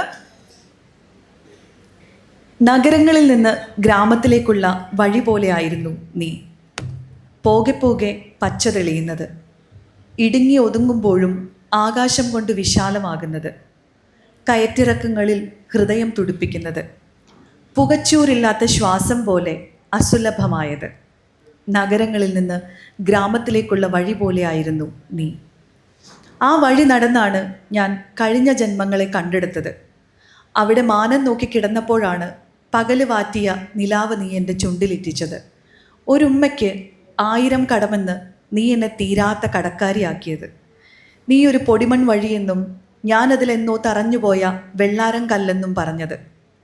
പക്ഷേ ഗ്രാമത്തിൽ നിന്ന് നഗരത്തിലേക്കുള്ള വഴി പോലെയാണ് ഇപ്പോൾ ഞാൻ. ഉടൽ പച്ചകളെ ഊരിയെറിഞ്ഞ് വഴികളെ വിശാലമാക്കുകയും പുകച്ചിത്രങ്ങൾ കൊണ്ട് എൻ്റെ ആകാശം മറയ്ക്കുകയും ചെയ്തിരിക്കുന്നു. ഒരുമ്മയും കടമല്ലെന്ന് വീണ്ടും വീണ്ടും മുഖം കഴുകുന്നു. നീ എന്ന വഴി മറക്കാൻ നീ ഇല്ലെന്ന് തന്നെ കവിത എഴുതുന്നു. വഴി മാത്രം മറക്കുന്നു, നീ ബാക്കിയാവുന്നു. വഴി മാത്രം മറക്കുന്നു, നീ ബാക്കിയാവുന്നു. So beautiful. ആ ഗ്രാമത്തിലേക്കുള്ള വഴി ഞങ്ങൾ അറിയുന്നു ഈ കവിതകളിലും കഥകളിലും ഓരോന്നിലും. ഈ കാളി എന്ന ടൈറ്റിലർ ക്യാരക്ടർ ഈ കഥയിലുള്ള ഒരു വൺ ഓഫ് ദ സ്റ്റോറീസിലുള്ള ക്യാരക്ടറാണ്. എനിക്ക് ശരിക്ക് വായിച്ച സമയത്ത് നമ്മൾ ഈ ഭക്തി മൂവ്മെൻറ്റിലൊക്കെ പറയാറ് ആണ്ടാൾ, അങ്ങനെയുള്ള ആ വ്യക്തികളെ പോലെ എല്ലാം മറന്ന് ഈ ചുറ്റുപാടുകൾ എത്രത്തോളം ഒരു വ്യക്തിയെ ഒരു കെട്ടിനുള്ളിൽ കെട്ടിയിടുന്നു, അതെല്ലാം പൊട്ടിച്ച് സ്വച്ഛന്തമായി വളരെ ഒരു ഫ്രീഡമിൻ്റെ ഒരു ഇമേജായിട്ട് മാറുന്ന എനിക്ക് ശരിക്കും ആ ഒരു ഫീലാണ് ആ ക്യാരക്ടറിൽ കിട്ടിയത്. എങ്ങനെയാണ് ഈ കാളി എന്ന കഥാപാത്രം ഉടലെടുത്തത്? സ്വപ്നത്തിലായിരുന്നു? ബിക്കോസ് ഈ എഴുത്തിൽ അഗൈൻ നല്ല it was A very beautiful mingling of dreams and reality. പല കഥകളും സ്വപ്നങ്ങളിലൂടെയാണ് കഥകളുടെ പ്രധാന വഴിത്തിരിവൊക്കെ വരുന്നത്. അപ്പോൾ കാളി എന്ന കഥാപാത്രം എവിടുന്ന് വന്നു? സ്വപ്നങ്ങളിലായിരുന്നോ? കേട്ട കഥകളിലായിരുന്നോ? എനിക്ക് തോന്നുന്നു കേട്ട കഥകളിൽ ഉണ്ടായിരുന്നു. പിന്നെ ഞാൻ ഈ പറഞ്ഞതുപോലെ ഒരു വളരെ ചെറിയൊരു ഗ്രാമത്തിൽ ജീവിക്കുകയും അവിടെ ഇതുപോലെയുള്ള കഥകൾക്ക് അല്ലെങ്കിൽ ഇത്തരം സംഭവങ്ങൾക്ക് ക്ഷാമമില്ലാതിരിക്കുകയും ചെയ്തിട്ടുണ്ട്. പക്ഷെ കാളിക്ക് അത് സാവിത്രി എന്ന് പറയുന്ന ഒരു സെൻട്രൽ ക്യാരക്ടർ ഗോ ത്രൂ ചെയ്യുന്ന എക്സ്പീരിയൻസുകൾ ഉണ്ടല്ലോ. പക്ഷെ അവരായി തീർന്ന ഒരു സ്റ്റേറ്റ് ഉണ്ട്. ഇതേപോലെ ആയി തീർന്നിട്ടുള്ള ഒരു പുരുഷനെ ഞങ്ങൾക്ക് പരിചയമുണ്ട്. നമ്മുടെ നാട്ടിലെ കഥകളിൽ ഇയാൾ സ്ഥിരം സാന്നിധ്യമായിരുന്നു. അപ്പോൾ സത്യത്തിൽ ആ എലമെൻ്റാണ് ഇവിടെ സാവിത്രിക്ക് അപ്ലൈ ചെയ്തത്. പറഞ്ഞ ഞാൻ പരിചയമുള്ള ആളുകളിൽ നിന്നൊക്കെയാണ് കഥകൾ കണ്ടെത്തിയിട്ടുള്ളത്. അപ്പം അവിടെ നിന്നാണ് ആ ഒരു എലമെൻ്റ് എടുത്തിട്ടുള്ളത്. പക്ഷെ ഇതുപോലെ കള്ളു കുടിച്ച് വരുന്ന ഭർത്താവിൻ്റെ തല്ല് സ്ഥിരം മേടിച്ച് അങ്ങനെ ജീവിക്കുന്ന അതേ ലൂപ്പിൽ പെട്ട് കിടക്കുന്ന ഒരുപാട് സ്ത്രീകളെ അത് നമ്മൾ നമ്മുടെയൊക്കെ ചൈൽഡ്ഹുഡിൽ അത് സ്ഥിരം കാഴ്ചകളായിരുന്നു. നമ്മുടെ വീട്ടിലൊക്കെ ആണെങ്കിലും നമുക്ക് ഹെൽപ്പിനൊക്കെ വരുന്ന ചേച്ചിമാര് അതൊക്കെ എന്ന് പറഞ്ഞാൽ എല്ലാവരും കൂടെ ഒരുമിച്ചാണ് ഇതിനൊക്കെ ഇറങ്ങുന്നത്. പറമ്പിലിപ്പം നമുക്ക് എന്തെങ്കിലും വാഴക്കൃഷി ആയിക്കോട്ടെ, ചേനക്കൃഷി ആയിക്കോട്ടെ, കപ്പ കൃഷി ആയിക്കോട്ടെ, ലൈക്ക് ഇറ്റ്സ് എ കളക്റ്റീവ് പരിപാടി. എല്ലാവരും കൂടെ ചുറ്റുവട്ടത്തുള്ള അയൽവക്കക്കാരും എല്ലാവരും കൂടെ ഒക്കെ വന്ന് അപ്പോൾ ഇവരൊക്കെ പറയുന്ന കഥകളിൽ മിക്കവാറും ഇത്തരത്തിലുള്ള ഇൻജസ്റ്റിസ് ഉള്ള ഒരുപാട് സംഭവങ്ങളുണ്ട്. അപ്പൊ ആസ് എ ചൈൽഡ് നമ്മൾ ഭയങ്കര ഓർക്കുമല്ലോ, അയ്യോ ലോകം ഇങ്ങനെയാണോ എന്ന് വിചാരിക്കുന്നത്. അപ്പൊ എനിക്ക് തോന്നുന്നുണ്ട് ഞാനിങ്ങനെ സ്ത്രീകളുടെ കഥകൾ കേട്ടാണ് ആ ഒരു ചൈൽഡ്ഹുഡ് വളർന്നിട്ടുള്ളത്. അപ്പോൾ അവർക്ക് ജസ്റ്റിസ് കൊടുക്കുക എന്നുള്ളത് നമുക്ക് ചെയ്യാൻ പറ്റുന്ന ചില കാര്യങ്ങള് ഒരു കഥാപാത്രത്തിലൂടെ ഒരു കഥയിലൂടെയോ എനിക്ക് തോന്നാറുണ്ട്. ഞാൻ കണ്ടിട്ടുള്ള അങ്ങനെയുള്ള പല സ്ത്രീകൾക്കും ജസ്റ്റിസ് മേടിച്ചു കൊടുക്കാൻ വേണ്ടിയിട്ടാണ് ഞാൻ അത് എഴുതിയിട്ടുള്ളതെന്ന് പോലും എനിക്ക് തോന്നാറുണ്ട്. അപ്പോൾ കാളി എന്നുള്ള ഒരു കഥയും we are so powerful, very intuitive ആയിട്ടുള്ള ആളുകളാണ് സ്ത്രീകൾ. ഏത് ജെൻഡറിനെ കമ്പയർ ചെയ്യുമ്പോഴും very intuitive, at the same time very soft and strong, ഇതൊക്കെ കൂടെ ഒരേപോലെ കമ്പൈൻ ചെയ്യാൻ പറ്റുന്ന ഒരു ജെൻഡറാണ്. അപ്പോൾ അതിൻ്റെ ഫുൾ പൊട്ടൻഷ്യലിൽ വന്ന് നിന്ന് കഴിഞ്ഞാൽ ഇത് ഓപ്പോസിറ്റ് നിൽക്കുന്ന ആൾക്ക് ചിലപ്പോൾ ഇത് എടുക്കാൻ പോലും പറ്റിയെന്ന് വരില്ല. പക്ഷെ കത്തിക്കരിഞ്ഞു പോകും. ഈ പറഞ്ഞ പോലെ ഈ ഫുൾ പൊട്ടൻഷ്യൽ എന്താന്നുള്ളത് നമുക്കറിയില്ല. ഇതെങ്ങനെ ചാനലൈസ് ചെയ്യണം എന്നുള്ളതും എങ്ങനെയാണ് നമ്മുടെ ഒരു സെൽഫിനെ ക്ലെയിം ചെയ്യേണ്ടെന്നുള്ളത് മോസ്റ്റ് ഓഫ് ദ ടൈം സ്ത്രീകൾ റിയലൈസ് ചെയ്യാണ്ടാണ് ജനിച്ച് മരിച്ചു പോകുന്നത്. എന്ന് വെച്ചാൽ ജീവിതം മുഴുവൻ യുദ്ധമാക്കണം എന്നൊന്നും അല്ല, പക്ഷെ സെൽഫ് വർത്ത് റിയലൈസ് ചെയ്യണം എന്നുള്ളതും അത് ക്ലെയിം ചെയ്യണം എന്നുള്ളതും ഭയങ്കരമായിട്ട് ആഗ്രഹിക്കുന്ന ഒരാളാണ്. അല്ലെങ്കിൽ ഞാൻ കാണുന്ന എല്ലാ സ്ത്രീകളോടും അത് പറയാറുണ്ട്, നിങ്ങൾ നിങ്ങളുടെ ഓതന്റിക് സെൽഫിൽ ജീവിക്കാൻ പഠിക്കണം എന്നുള്ളത്. അപ്പോൾ ഐ തിങ്ക് ഫെമിനിസത്തെ കുറിച്ച് എനിക്ക് തോന്നുന്നില്ല ഇതിലും ശുദ്ധമായിട്ട് ഇത്രയും ലാളിത്യത്തോട് കൂടിയിട്ട് ഇത്രയും തെളിമയോട് കൂടി വേറൊരു രീതി ഇല്ല അത് പറയാൻ. ശരിക്കും അതെ, ഇറ്റ്സ് നോട്ട് എ കോമ്പറ്റീഷൻ. നമ്മുടെ ഓതന്റിക് സെൽഫിൽ അശ്വതിക്ക് നമ്മളിപ്പോ ഒരു ലേബൽ തരണമെങ്കിൽ she is definitely a feminist. അത് വളരെ ക്ലിയർ ആണ്. ഇപ്പൊ ഇതിൽ നിന്ന് ഈ ഒരു വാക്കുകളിൽ നിന്ന് അത് വ്യക്തമാണ്. But at no point do the stories rebel in that way, ലൗഡായിട്ട് എക്സ്പ്ലോസീവ് ആയിട്ടല്ല, പക്ഷെ വളരെ സട്ടിലായിട്ട്, വളരെ സജസ്റ്റീവായിട്ട്, വളരെ in a very gentle way she proclaims her politics. True. ഞാൻ പെൺകുട്ടികളോടാണെങ്കിലും ഞാൻ എപ്പോഴും പറയുന്ന ഒരു കാര്യമുണ്ട്, we have an inner compass that is our menstrual cycle which is very powerful. നമ്മുടെ ബോഡി എന്താണ് ഓരോ സമയത്തും, അതിൻ്റെ നീഡ്സ് എന്താണ്, നമ്മൾ എത്രത്തോളം പവർഫുൾ ആണ്, എത്രത്തോളം സ്ട്രോങ് ആണ്, എത്ര ക്രിയേറ്റീവ് ആണ്, എത്ര സോഫ്റ്റ് ആണ്, അത്രയും തന്നെ സ്ട്രോങ് ആണ്. ഇതൊക്കെ നമുക്ക് മനസ്സിലാക്കി തരുന്ന കുറേ കാര്യങ്ങൾ നമ്മുടെ ബോഡിയുമായിട്ട് തന്നെ നമ്മൾ കണക്ട് ചെയ്താൽ തന്നെ മനസ്സിലാവും. പക്ഷേ ഈ ബോഡീനെ നമ്മളെപ്പോഴും മനസ്സേതോ വഴിക്ക് പോകുമ്പോൾ വലിച്ചുകൊണ്ട് പോകുന്ന ഒരു കാര്യം, അതായത് റെസ്റ്റ്, സ്ലീപ്പ് പോലെയുള്ള ബേസിക് കാര്യങ്ങൾ പോലും അഡ്രസ്സ് ചെയ്യാതെ, ഇമോഷൻസിനെ പ്രോപ്പറായിട്ട് ഹാൻഡിൽ ചെയ്യാതെ നമ്മളങ്ങനെ കൊണ്ടുപോയി ഒരു പോയിന്റിൽ എത്തുമ്പോഴേക്കും ഈ ശരീരവുമായിട്ടുള്ള കണക്ട് തന്നെ നമുക്ക് പോകും. വേറെ ആരുടെയോ ശരീരത്തിൽ ജീവിക്കുന്നത് പോലെ. ഞാൻ ഇതുപോലെ പ്രാക്ടീസ് ചെയ്യുന്ന സമയത്ത് ഞാൻ സ്ത്രീകളോട്, ഇവിടെ ഇത്രയും പെൺകുട്ടികളെയും കൂടെ കാണുന്നതുകൊണ്ട് പറയാം, ഞാൻ ഇവരോട് മിക്കപ്പോഴും പറയാറുണ്ട്, there is something called mirror gratitude work എന്ന് പറഞ്ഞിട്ട്. നിങ്ങൾ പോയിട്ട് ഒരു ഫുൾ മിററിൽ നിങ്ങളെ തന്നെ നോക്കി കുറച്ച് സമയം നിൽക്കൂ, ആ നിങ്ങളോട് നിങ്ങൾ കണക്ട് ചെയ്യാൻ നോക്കൂ, ആ നിങ്ങളോട് സംസാരിക്കൂ, നിങ്ങൾ ആ ശരീരത്തിനോട് നിങ്ങൾ താങ്ക് യു പറയൂ എന്ന് പറയുന്ന പോലത്തെ ഒരു പ്രാക്ടീസ് ഉണ്ട്, to connect with our body. അപ്പം ഇത് പറയുമ്പോൾ വളരെ എളുപ്പമായിട്ട് തോന്നുമെങ്കിലും പല സ്ത്രീകളും എന്നോട് പറയുന്നത് അവർക്കൊരു 2-3 സെക്കൻഡ് കൂടുതൽ നോക്കി നിൽക്കാൻ പറ്റുന്നില്ല എന്നുള്ളതാണ്. നമ്മൾ ഒരുങ്ങുമ്പോൾ നോക്കുന്നത് പോലെയല്ല, ജസ്റ്റ് വെറുതെ എന്നെ തന്നെ ഞാൻ നോക്കി നിൽക്കാന്ന് പറയുമ്പോൾ ഹൂ ഇസ് ദിസ് എന്നാണ് പലർക്കും തോന്നുന്നത്. ഏതാണ് ഈ സ്ത്രീ? അത്ര പോലും നമുക്ക് കണക്ട് ചെയ്യാൻ പറ്റാത്തൊരു പോയിന്റിൽ എത്താറുണ്ട്. അപ്പം that is very beautiful. That journey of self discovery is not easy and society around us അല്ലേ, അത് നമ്മൾ പ്രിവെന്റ് ചെയ്യാണ്. ആ ഒരു കാഴ്ച നമുക്ക് തന്നെ കാഴ്ച കാണിക്കാതിരിക്കാൻ. ആൻഡ് പലപ്പോഴും നമ്മൾ അതിൽ വഴുതി ആ ഒരു ട്രാപ്പിൽ പെട്ടുപോകും. ശരിക്കും it's not very easy to come out. And therefore I think revelation and really gratifying that you have been able to do that. എനിക്ക് തോന്നുന്ന ആ ഒരു ഇതിലെ ആദ്യത്തെ കഥയല്ലേ കുക്കൂൺ മരത്തിലെ ആനിയമ്മ എന്നൊരു കഥാപാത്രം. ഐ തിങ്ക് ജേണി ഇപ്പോൾ പറഞ്ഞ പോലെ തന്നെ ഒരു ബ്ലാക്ക് ആൻഡ് വൈറ്റ് ജീവിതത്തിൽ നിന്ന് ഒരു വളരെ കളർഫുൾ ആയിട്ടുള്ള ഒരു ജീവിതത്തിലേക്ക് വരുന്ന ഒരു കാഴ്ചയാണ്. I think that is exactly what Aswathy has been trying to convey through these stories. ഞാൻ യൂട്യൂബ് വീഡിയോസൊക്കെ കാണാറുണ്ട്, അശ്വതിയുടെ റീൽസൊക്കെ കാണാറുണ്ട്. വേ യു ടോക്ക് അബൌട്ട് ഇപ്പോൾ പറഞ്ഞ മാനിഫെസ്റ്റിംഗ് ആൻഡ് ജേർണലിംഗ്. എനിക്ക് തോന്നുന്നു ഇപ്പോഴത്തെ കുട്ടികൾക്ക് അതായിട്ട് നന്നായി കണക്ട് ചെയ്യാൻ പറ്റും. Could you tell us about that, how important it is to do journaling? And ഈ ഒരു സെൽഫ് ഡിസ്കവറിയുടെ ഒരു ഭാഗമായിട്ട് തന്നെ അതിനൊരു പ്രധാന ഘടകമാണ് അത്. Very soon I come to you. നിങ്ങളുടെ ചോദ്യങ്ങൾക്കുള്ള സമയമാണ്. ദേവ്താരയും ഹുസ്ന മാം എന്നോട് പറഞ്ഞ് കൃത്യം 12:30 നിർത്തണം എന്നുള്ളതാണ്. അപ്പോൾ അശ്വതിയുടെ ഈ ഉത്തരത്തിന് ശേഷം നിങ്ങൾക്ക് അശ്വതിയായിട്ട് നേരിട്ട് സംവദിക്കാം.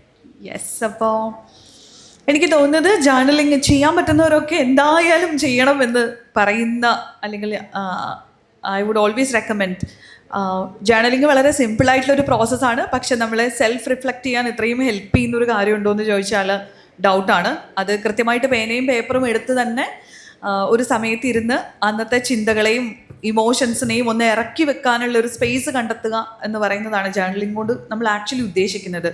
എൻ്റെ ഈ ദിവസം എങ്ങനെയായിരുന്നു, അങ്ങനെ പലതരത്തിലുള്ള പ്രോംപ്റ്റ്സ് ഉണ്ട്. അപ്പം എൻ്റെ ദിവസം എങ്ങനെയായിരുന്നു, ഇന്നത്തെ എൻ്റെ മേജറായിട്ടുള്ളൊരു മൂഡ് എന്തായിരുന്നു, ഞാൻ എന്തൊക്കെയൊക്കെ ഗോ ത്രൂ ചെയ്തത്, എനിക്കിന്ന് സന്തോഷം തന്ന കാര്യങ്ങൾ എന്തൊക്കെയാണ്, ഞാനിന്ന് എന്തൊക്കെയാണ് ഫേസ് ചെയ്തത്, എവിടെയൊക്കെയാണ് ഞാൻ സ്ട്രഗിൾ ചെയ്യുന്നത്. ഇതെന്താണെന്ന് വെച്ചാൽ ഇത് അന്നത്തെ ദിവസം നമുക്കൊരു വെൻറ്റ് ഔട്ട് കിട്ടും എന്നുള്ളത് മാത്രമല്ല, നമ്മളൊന്നും ഭാരവുമായിട്ടല്ല ഉറങ്ങാൻ പോകുന്നത്. കുറച്ചെങ്കിലും നമ്മളിന്ന് ഇറക്കി വെച്ചിട്ടാണ്. ഇറക്കി വെക്കുക എന്ന് പറയുന്നത് we are actually processing it. എഴുതുന്നൊരു പ്രോസസ്സിൽ നമ്മുടെ ഒരു ക്ലാരിറ്റി കിട്ടലുണ്ട്. കാരണം നമ്മൾ ഓരോന്നിനെ ഓർത്തെടുക്കുകയാണ്, എന്തൊക്കെയാണ് സംഭവിച്ചത്. ഓക്കെ, അപ്പോൾ ഇന്ന ഒരു സംഭവം ഉണ്ടായി, അതെനിക്കൊരു ബുദ്ധിമുട്ട് ഉണ്ടാക്കിയിട്ടുണ്ട്, അപ്പോൾ എനിക്ക് വിഷമം എന്നുള്ള ഇമോഷൻ വന്നിട്ടുണ്ട്. അപ്പം ആ ഇമോഷനെ നമ്മൾ കാണാതെ വിടുകയോ തള്ളിക്കളയോ ഇന്ന് എന്തൊക്കെയോ ആയിരുന്നു എന്ന് പറഞ്ഞിട്ട് ഓടിപ്പോയി കിടന്ന് ഉറങ്ങുമല്ല. We are sitting with the emotion. നമ്മളത് പ്രോസസ്സ് ചെയ്യുന്നുണ്ട്. എനിക്ക് സങ്കടം ഉണ്ടായിട്ടുണ്ട് എന്ന് നമ്മൾ അവിടെ എഴുതി വെക്കുമ്പോൾ നമ്മുടെ ബ്രെയിനിന് നമ്മൾ ഭയങ്കര ക്ലാരിറ്റി കൊടുക്കുക. ഇന്ന് സങ്കടം ഉണ്ടായിട്ടുണ്ട്. സോ ആ ക്ലാരിറ്റി ഭയങ്കര മാറ്ററാണ്. So that our body feel safe. ഇതൊന്നുമില്ല, എന്തൊക്കെയോ പ്രശ്നങ്ങളുണ്ടെന്നാണ് എപ്പോഴും ബ്രെയിൻ വിചാരിച്ചുകൊണ്ടിരിക്കുന്നത്. അപ്പോൾ അതിനെ ഇരുന്ന് കുറച്ച് സമയം അതിന് വേണ്ടി സ്പെൻഡ് ചെയ്യുക എന്നുള്ളത് നമ്മുടെ മെൻ്റൽ ഹെൽത്തിന്, ഇമോഷണൽ ഹെൽത്തിന്, ഈവൻ ഫിസിക്കൽ ഹെൽത്തിനും ഭയങ്കരമായിട്ട് കോൺട്രിബ്യൂട്ട് ചെയ്യുന്ന ഒരു കാര്യമാണ്. അപ്പോൾ എഴുതുക എന്ന് പറയുന്നത് നമ്മൾ ഒരിക്കലും ഡിസ്കണക്റ്റ് ആയി പോകേണ്ട ഒരു കാര്യമല്ല. ഇപ്പോൾ പലരോടും പറയുമ്പോൾ എല്ലാവർക്കും ഉള്ള ബുദ്ധിമുട്ട് ടൈപ്പ് ചെയ്ത് നമ്മൾ അത്രയും ശീലിച്ചു പോയത് കൊണ്ട് നമുക്ക് എഴുതാനുള്ള ഡിഫിക്കൽട്ടി ഉണ്ട്. പക്ഷേ എഴുതുക എന്ന് പറയുന്ന പ്രോസസ്സ് നമ്മുടെ ബ്രെയിനിന് വേറൊരു തരത്തിലാണ് അത് ഗ്രാറ്റിഫൈ ചെയ്യുന്നത്. അപ്പോൾ അതുകൊണ്ട് പേപ്പറും പേനയും എടുത്ത് തന്നെ അത് എഴുതാൻ പറ്റുകയാണെന്നുണ്ടെങ്കിൽ വെൽ ആൻഡ് ഗുഡ്. ഇനി തീരെ പറ്റുന്നില്ല എന്നുണ്ടെങ്കിൽ മൊബൈലിൽ ഇതുപോലെ നോട്ട് പാഡിലെങ്കിലും അത് സൂക്ഷിക്കുന്നത്, ഒരു ജേർണലായിട്ട് സൂക്ഷിക്കുന്നത് ഭയങ്കരമായിട്ട് ഹെൽപ്പ് ചെയ്യും. Writing is a cathartic process. അത് തന്നെയാണ് കഥാർസിസ് എന്ന് നമ്മൾ പറയുന്ന ആ ഒരു term. I think that's exactly what Aswathy has been telling us about. അപ്പോൾ അശ്വതി എങ്ങനെയാണ് ഈ എഴുത്ത്? പേനയുണ്ടാണോ അല്ലെങ്കിൽ കമ്പ്യൂട്ടറിലാണോ, എങ്ങനെയാണ് എഴുതുന്നത്? ഞാൻ എൻ്റെ ഇമോഷൻസ് ഒക്കെ എഴുതുന്നത് എൻ്റെ ഡയറിയിൽ പേന കൊണ്ട് തന്നെയാണ്. ബുക്കിലേക്ക് ആക്കാൻ അല്ലെങ്കിൽ ബുക്കിന് വേണ്ടിയിട്ടുള്ള കോണ്ടന്റ് എഴുതുന്നത് എനിക്കൊരു ബ്ലോഗ് ഉണ്ട്. അപ്പം അതിൻ്റെ പേജിൽ പബ്ലിഷ് ചെയ്യാതെ അൺപബ്ലിഷ്ഡ് ആയിട്ട് അതിലാണ് എഴുതുന്നത്. ബിക്കോസ് എനിവേ നമ്മളിത് വീണ്ടും ട്രാൻസ്ലേറ്റ് ചെയ്ത് ലൈക്ക് നമ്മൾ ഈ ഒരു ഫോമാറ്റിലാണ് നമ്മൾ പബ്ലിഷേഴ്സിന് കൊടുക്കാറുള്ളത്. അപ്പോൾ എല്ലാ പുസ്തകങ്ങളും അങ്ങനെ തന്നെയാണ് കൊടുത്തിട്ടുള്ളത്. അപ്പം അതുകൊണ്ട് അത് ടൈപ്പിംഗ് എന്നുള്ള പ്രോസസ്സ് ഇങ്ങനെയുള്ള കഥകൾ എഴുതുമ്പോൾ ചൂസ് ചെയ്യാറുണ്ട്. പക്ഷെ അതർവൈസ് എപ്പോഴും ഒരു പെന്നും പേപ്പറും ഡയറിയും ഒക്കെ എല്ലായിടത്തും part of life. I think at that point I would like to invite your responses to Ashwati. ചോദ്യങ്ങൾ ചോദിക്കാം. നിങ്ങൾ വായിച്ചിട്ടുണ്ടോ? അശ്വതിയുടെ കൃതികളൊക്കെ വായിച്ചിട്ടുണ്ടോ? നിർബന്ധമായും വായിക്കണം. You will see a reflection of your own life. ശരിക്കും എൻ്റെ കുട്ടിക്കാലം എനിക്ക് പല പേജുകളിലും ഓർമ്മ വന്നു ഇത് വായിച്ച സമയത്ത്.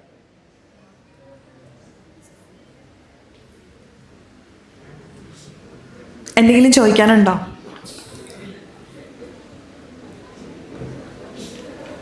എന്തെങ്കിലും ഉണ്ടെങ്കിൽ ഇപ്പോൾ ചോദിച്ചണം. എനിക്ക് ഏറ്റവും കൂടുതൽ മെസ്സേജ് വരുന്ന പെൺകുട്ടികളുടെ അടുത്തുനിന്ന്. അവരെന്നിട്ട് ഇൻബോക്സിൽ വന്നിട്ട് ചോദിക്കും, ചേച്ചി എനിക്കൊരു കാര്യം പറയാനുണ്ട്, ഇതെങ്ങനെയാണെന്ന് പറയുമോ എന്നൊക്കെ ചോദിക്കും. അങ്ങനെയുള്ള എന്തെങ്കിലും കാര്യങ്ങൾ ഇവിടെ വെച്ച് പറയാൻ പറ്റുന്ന കാര്യങ്ങളാണെങ്കിൽ യു ക്യാൻ ആസ്ക് മീ.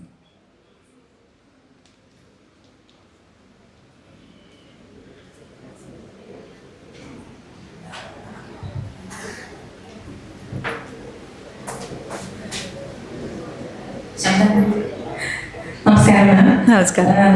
ഈ ടൈറ്റിൽ വായിച്ചപ്പോഴേ പെണ്ണെഴുതുമ്പോൾ ഈ പെണ്ണെഴുത്ത് എന്നൊരു ടേം വരുന്നുണ്ടല്ലോ, അതുപോലെ തന്നെ ഈ പെണ്ണെഴുത്ത് ആണെഴുത്ത് എന്ന് വേർതിരിക്കേണ്ട ആവശ്യമുണ്ടോ? എഴുത്തൊക്കെ ഒരു എന്താ പറയാ, അങ്ങനെ ഒരു ഇതിൽ നടന്നു പോകുന്ന ഒരു കാര്യമല്ലേ. പിന്നെ എനിക്കൊരു മാമോട് ചോദിക്കാനുള്ളത്, ഈ പെണ്ണെഴുത്ത് എന്ന് പറയുമ്പോൾ പെണ്ണെഴുതുമ്പോൾ നേരിടുന്ന ക്രൈസിസ് എന്തൊക്കെയാണെന്ന് പറയാൻ പറ്റുമോ? അങ്ങനെ ഒരു സെപ്പറേഷൻ വേണോ എന്നുള്ളത് പ്രസക്തമായിട്ടുള്ളൊരു ചോദ്യമാണ്. പക്ഷേ അറ്റ് ദ സെയിം ടൈം അങ്ങനെ ഒരു സെപ്പറേഷൻ വേണ്ടി വന്നത് എഴുത്ത് എന്ന് പറയുന്നത് മുഴുവൻ ആണ് എഴുതുന്നതാണ് എന്നുള്ള ആ ഒരു ടേമിൻ്റെ അണ്ടറിലാണ് വന്നിട്ടുള്ളത്. അതുകൊണ്ട് എടുത്തു പറയേണ്ടി വന്നു, പെണ്ണുങ്ങൾ എഴുതുന്നുണ്ട്, ഈ പെണ്ണുങ്ങൾ എഴുതുന്നുണ്ട്, ഇതൊരു പെണ്ണ് എഴുതിയതാണ് എന്ന് പറയാൻ വേണ്ടിയിട്ട് നമുക്കത് വളരെ ആവശ്യമായിരുന്നു എന്ന് തോന്നുന്നു. മേ ബി ഒരു പോയിന്റ് കഴിയുമ്പോഴേക്കും ചിലപ്പോൾ അതിൻ്റെ ആവശ്യമില്ലാതെ വരും, കാരണം അത് ജെൻഡർ ഇല്ലാത്തൊരവസ്ഥയിലേക്ക് എത്തും. പക്ഷേ ഇത് ഒരു ജെൻഡറിനെ മാത്രം റെപ്രസെൻ്റ് ചെയ്തിരുന്നത് കൊണ്ട് ഒരു സമയത്ത് എല്ലാ ജെൻഡറും എഴുതുന്നുണ്ട് എന്നുള്ളത് പറയേണ്ടി വന്നതുകൊണ്ടാണ് പെണ്ണെഴുത്ത് എടുത്ത് പറയേണ്ടി വന്നത് എന്നാണ് എനിക്ക് തോന്നുന്നത്. അതില്ലാതാവുന്ന ഒരു സമയം വരട്ടെ, അങ്ങനെ വരണം തന്നെയാണ് എൻ്റെ ആഗ്രഹം. ബിക്കോസ് പെണ്ണുങ്ങൾ എഴുതി തുടങ്ങിയ സമയത്ത് അവര് naturally in imitation of male writers തന്നെയായിരുന്നു തുടങ്ങിയത്. പക്ഷെ അത് അവരുടെ ഒരു ഐഡന്റിറ്റി ഉണ്ടാക്കി എടുക്കുക എന്നുള്ളത് പിന്നെ അതിൽ നിന്ന് അവർ പുറത്ത് വന്നു. ശരിക്കും ഇറ്റ് ബിക്കെയിം റിയലി ഡിഫറെന്റ്. ഒരേ പ്രതിഭാസത്തെ തന്നെ ഈ കണ്ണിലൂടെ കാണുന്ന സമയത്ത് എഴുത്ത് വ്യത്യാസമാണ്. അതിനെ നമ്മൾ വേർതിരിക്കേണ്ട കാര്യമുണ്ടോ എന്ന് ചോദിച്ചാൽ വേർതിരിവ് വരും തനിയെ. ഇപ്പം നമ്മൾ ഹ്യൂമൻ ബീങ്സ്, നമ്മൾ ഓക്കെ, സ്ത്രീയും പുരുഷനും തേർഡ് ജെൻഡർ അവരൊന്നും തമ്മിലൊരു വ്യത്യാസം ഇല്ല എന്ന് വിചാരിക്കാം. എല്ലാവരും എഴുതുന്നു. ഇപ്പോൾ മെഷീൻസ് എഴുതാൻ തുടങ്ങിയിട്ടുണ്ട്. നമ്മളുടെ ചാറ്റ് ബോട്ട്സ് എല്ലാം നല്ലോണം എഴുതുന്നുണ്ട്. നമ്മൾ പറയില്ലേ മനുഷ്യൻ്റെ എഴുത്തും അതിൻ്റെ എഴുത്തും വ്യത്യാസം ഇല്ലേ? നമ്മളതിനെ ഒരിക്കലും വേർതിരിക്കാതെ ഇതെല്ലാം എഴുത്തല്ലേ, ഇതിന് വേർതിരിക്കേണ്ടോ കാര്യമുണ്ടോ എന്ന് നമ്മൾ പറയില്ല. അതേമാതിരി തന്നെയാണ് I think when you look at it there is a lot of difference. പിന്നെ രണ്ടാമത്തെ ചോദ്യം, ഒരു പെണ്ണെന്നുള്ള രീതിയിൽ എഴുതുമ്പോൾ ഞാൻ എന്തെങ്കിലും ഡിഫിക്കൽട്ടി ഫേസ് ചെയ്തിട്ടുണ്ടോ എന്നുള്ളതാണ്. എനിക്ക് ഒരിക്കലും അങ്ങനെ പറയാൻ പറ്റില്ല, കാരണം ഞാൻ വളരെ പ്രിവിലേജ്ഡ് ആയിട്ടുള്ളൊരു സ്ത്രീയാണ്. അല്ലെങ്കിൽ എല്ലാ കാലഘട്ടത്തിലും അത്തരത്തിലുള്ള പ്രിവിലേജുകൾ അത് സാമ്പത്തികമായിട്ടുള്ള പ്രിവിലേജുകളൊന്നും അല്ല കേട്ടോ, അല്ലെങ്കിൽ അങ്ങനെയല്ല ഞാൻ പറഞ്ഞത്. പക്ഷെ ഒരു സ്ത്രീ എന്നുള്ള തരത്തിൽ എനിക്ക് എൻ്റെ ശബ്ദത്തിനെ ക്ലെയിം ചെയ്യാൻ വേണ്ടിയിട്ട് ഭയങ്കര സ്ട്രഗിൾ ചെയ്യേണ്ടി വന്നിട്ടുണ്ടെന്ന് ഞാൻ ഒരിക്കലും പറയില്ല. എനിക്ക് അവസരങ്ങൾ കിട്ടിയിട്ടുണ്ട്, കിട്ടിയ അവസരങ്ങളൊക്കെ എനിക്ക് ഉപയോഗിക്കാൻ പറ്റിയിട്ടുണ്ട്. അതുകൊണ്ട് സ്ത്രീ ആയതുകൊണ്ട് എൻ്റെ ഇത് മാറ്റി വെക്കപ്പെടേണ്ടി വരുന്ന ഒരു സാഹചര്യം എനിക്ക് അനുഭവിക്കേണ്ടി വന്നിട്ടില്ല. അത് എനിക്കുണ്ടായിരുന്ന കുറേ പ്രിവിലേജുകളുടെ പുറത്ത് നിന്നിട്ടാണ് ഞാനിത് പറയുന്നത്. പക്ഷേ അത് അനുഭവിക്കുന്ന ഒരുപാട് സ്ത്രീകളുണ്ട്. ഡെഫിനറ്റായിട്ടും അത്തരത്തിലുള്ള ബുദ്ധിമുട്ടുകളിൽ കൂടെ തന്നെ കടന്നു പോയിട്ടുള്ള ഒരുപാട് സ്ത്രീകളുണ്ട്. പക്ഷേ എനിക്ക് തോന്നുന്നത് ഞാൻ കുറച്ചും കൂടി ഒരു വിസിബിലിറ്റി ഉള്ളൊരു സ്പേസിൽ വന്നിട്ടാണ് എൻ്റെ എഴുത്തുകൾ പുറത്തേക്ക് അധികം എത്താൻ തുടങ്ങിയത് എന്നുള്ളത് എനിക്ക് വലിയൊരു പ്രിവിലേജ് തന്നിട്ടുണ്ട്. അത് ഞാൻ അക്സെപ്റ്റ് ചെയ്യേണ്ട ഒരു കാര്യമാണ്. പിന്നെ ആസ് എ വുമൺ എഴുത്തിൽ പ്രശ്നങ്ങളുണ്ടാവുന്നത് പലപ്പോഴും നമ്മൾ അത് എഴുത്തിലെന്ന് മാത്രമല്ല, സ്ത്രീകൾ എല്ലാ കാര്യങ്ങളിലും ഫേസ് ചെയ്യുന്നൊരു കാര്യമാണ്. ബിക്കോസ് നമ്മുടെ കുറേ ജെൻഡർ റോൾസ് ഉണ്ടല്ലോ. അതായത് നമ്മൾ സ്ത്രീ ആയതുകൊണ്ട് നേച്ചറായിട്ട് നമുക്ക് തന്നിട്ടുള്ള കുറേ റോളുകളുണ്ട്. ആ റോള് നമ്മൾ ചെയ്യുമ്പോൾ, എസ്പെഷ്യലി മദർഹുഡ് പോലെയുള്ള കാര്യങ്ങൾ, അതിലേക്ക് നമുക്ക് ഫോക്കസ് ചെയ്യേണ്ട ഒരു സമയത്ത് നമ്മുടെ ഇപ്പോൾ കരിയറിൻ്റെ ഒരു പീക്ക് ടൈമാണ് മിക്കവാറും നമ്മുടെ ഫെർട്ടിലിറ്റിയുടെയും ഒരു പീക്ക് ടൈം. അപ്പോൾ ഇപ്പോഴത്തെ കാലത്തെ പെൺകുട്ടികൾ ഏറ്റവും അധികം കോൺഫ്ലിക്റ്റ് അനുഭവിക്കുന്ന ഒരു കാര്യമാണ്, എന്താണ് ഞാൻ ചൂസ് ചെയ്യേണ്ടത്? ഞാനിപ്പോൾ എൻ്റെ കരിയർ ചൂസ് ചെയ്ത് കഴിഞ്ഞാൽ എൻ്റെ നല്ലൊരു ഫെർട്ടിലിറ്റീൻ്റെ ഒരു നല്ല സമയം അങ്ങോട്ട് പോകും. ഇപ്പം ഞാൻ മദർഹുഡ് ചൂസ് ചെയ്ത് കഴിഞ്ഞാൽ എൻ്റെ കരിയർ, അപ്പം നമ്മൾ അങ്ങനത്തെ കുറേ എക്സാമ്പിൾസ് കണ്ടിട്ടുണ്ട്. അത്രയും നല്ല അക്കാഡമിക് ക്വാളിഫിക്കേഷൻസ് നേടിയിട്ട് വീട്ടിലിരിക്കുന്ന ഒരുപാട് പേരെ നമ്മൾ കാണുന്നുണ്ട്. അപ്പം നമ്മൾ ഭയങ്കര കോൺഫ്ലിക്റ്റ് ഉണ്ടാവുന്ന സാഹചര്യങ്ങളുണ്ട്. അപ്പോൾ ഇത്തരത്തിലുള്ള ചില സാഹചര്യങ്ങളിൽ എഴുത്തിൻ്റെ സമയത്താണെങ്കിൽ പോലും ഇപ്പോൾ ഈ എഴുതാനൊക്കെ വേണ്ടിയിട്ട് ഇത്രയും സമയം ഇരിക്കണോ, ഇപ്പോൾ കുട്ടിക്ക് പ്രയോറിറ്റി കൊടുക്കേണ്ട സമയം, അത്തരത്തിലുള്ള ക്വസ്റ്റ്യൻസ് ഒക്കെ ഡെഫിനറ്റ് ആയിട്ട് നമ്മൾ വിത്തിൻ ദ ഫാമിലി തന്നെ കേട്ടിട്ടുണ്ട്. അപ്പം അതൊന്നും അല്ല, അത് ഈ പറഞ്ഞ പോലെ നമ്മൾ അർഹിക്കുന്ന അവഗണനയോടെ തള്ളിക്കളഞ്ഞു എന്ന് പറയുന്ന പോലെ, അല്ലാതെ അതിൻ്റെ ബിയോണ്ട് ഒരു സ്ത്രീ ആയതുകൊണ്ട് എഴുതാനോ അത് പബ്ലിഷ് ചെയ്യാനോ ഒന്നും എനിക്ക് ഒരിക്കലും ഒരു ബുദ്ധിമുട്ട് നേരിടേണ്ടി വന്നിട്ടില്ല. ഇറ്റ് ഡസൻറ്റ് മീൻ സ്ത്രീകൾക്ക് അത്തരം ബുദ്ധിമുട്ടുകൾ ഇല്ല എന്നുള്ളതല്ല. ആസ് എ പേഴ്സൺ ഞാനതൊരിക്കലും പറയാൻ പാടില്ല, ഞാൻ അങ്ങനെ ബുദ്ധിമുട്ടുകൾ അനുഭവിച്ചിട്ടുണ്ട്. എക്സാക്ട്ലി. ആൻഡ് ടീച്ചർ പറഞ്ഞതിന് ഒരു കൂട്ടി പറയാനുള്ളത് സെൻസറിങ് അല്ലേ? എനിക്ക് തോന്നുന്നു സ്ത്രീകളുടെ കാര്യത്തിൽ ആ സെൻസറിങ് കൂടുതൽ ഒരു സ്ട്രിഞ്ചന്റ് മെഷേഴ്സ് ആയിരിക്കും. പലപ്പോഴും സ്ത്രീകൾ സെൽഫ് സെൻസറിങ് തന്നെ നടത്തും. ഇത് ഞാൻ പറഞ്ഞാൽ എൻ്റെ ഒരു അനുഭവമായിട്ട് ഇതിനെ കണക്കാക്കുമോ, അപ്പൊ ഞാനിത് പറയാതിരിക്കുന്നതാണ് നല്ലത്. Very true, very true. അത് എഴുതി തുടങ്ങുന്ന സമയത്ത് നമുക്കുള്ള ഭയങ്കരമായിട്ടുള്ള ഒരു ഭയപ്പാടാണിത്. ഇത് എഴുതി കഴിഞ്ഞാൽ ആളുകൾ എന്ത് വിചാരിക്കും എന്നുള്ളത്. പക്ഷെ there will come a point, ഒരു പോയിന്റ് എത്തിക്കഴിയുമ്പോഴേക്കും നമുക്ക് ഇനിയിപ്പോൾ എന്ത് വിചാരിച്ചാലും എനിക്കൊന്നും ഇല്ല എന്നുള്ളൊരു പോയിന്റ്. പക്ഷെ മോസ്റ്റ്ലി സ്ത്രീകൾ ആ ഒരു പോയിന്റിലേക്കൊക്കെ എത്തുന്നത് ഒരു mid-30s 40s ഒക്കെ എത്തുമ്പോഴത്തേക്കുമാണ് നമുക്ക് ആ ഒരു ഫ്രീഡം ഒക്കെ ഫീൽ ചെയ്ത് തുടങ്ങാം. അതുവരെ നമ്മൾ അയ്യോ എല്ലാവരും എന്ത് പറയും എന്നുള്ളൊരു പോയിന്റാണ്. പക്ഷെ ഇപ്പോഴത്തെ പെൺകുട്ടികൾ എനിക്ക് തോന്നുന്നു കുറച്ചും കൂടെ മുന്നേ അതിലേക്ക് എത്താൻ സാധ്യതയുണ്ട്. പക്ഷെ ഞാൻ നമ്മുടെ ഒരു മിലേനിയലിന്റെ ജനറേഷനെ കുറിച്ചാണ് കേട്ടോ പറഞ്ഞത്. സത്യം. മാത്രമല്ല പബ്ലിഷിംഗ് രീതിയും ഇന്ന് മാറിയല്ലോ. പണ്ട് ഒരു പബ്ലിഷറിനെ കിട്ടണം, അവരെ ഇംപ്രസ് ചെയ്യുക എന്നുള്ളത് ഭയങ്കര ഇമ്പോർട്ടന്റ്. ഇപ്പൊ നമുക്ക് സോഷ്യൽ മീഡിയ പോലും ഇഷ്ടംപോലെ വായനക്കാരെ തരുന്നൊരു കാലമാണ്. അതെ അതെ. എനിക്ക് തോന്നുന്നു മലയാളത്തിൽ ഇന്ന് ആഘോഷിക്കപ്പെടുന്ന പല നോവലിസ്റ്റുകളും സ്ത്രീയായാലും പുരുഷനായാലും എസ്പെഷ്യലി സ്ത്രീകൾ, ആർ രാജശ്രീ പോലുള്ള അവർ ഫേസ്ബുക്കിലൂടെയാണല്ലോ എഴുതി തുടങ്ങിയത്. ദാക്ഷായണിയും കല്യാണിയും ദാക്ഷായണിയും എന്ന 2 സ്ത്രീകളുടെ കഥ, അതൊക്കെ ആ സോഷ്യൽ മീഡിയയുടെ കോൺട്രിബ്യൂഷൻ അതിൽ എനിക്ക് തോന്നുന്നു വളരെ it has opened up many spaces. True.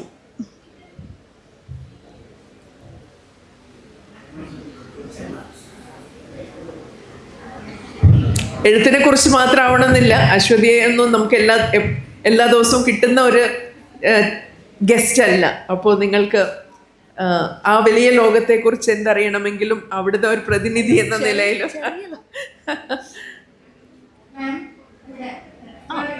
Oh please.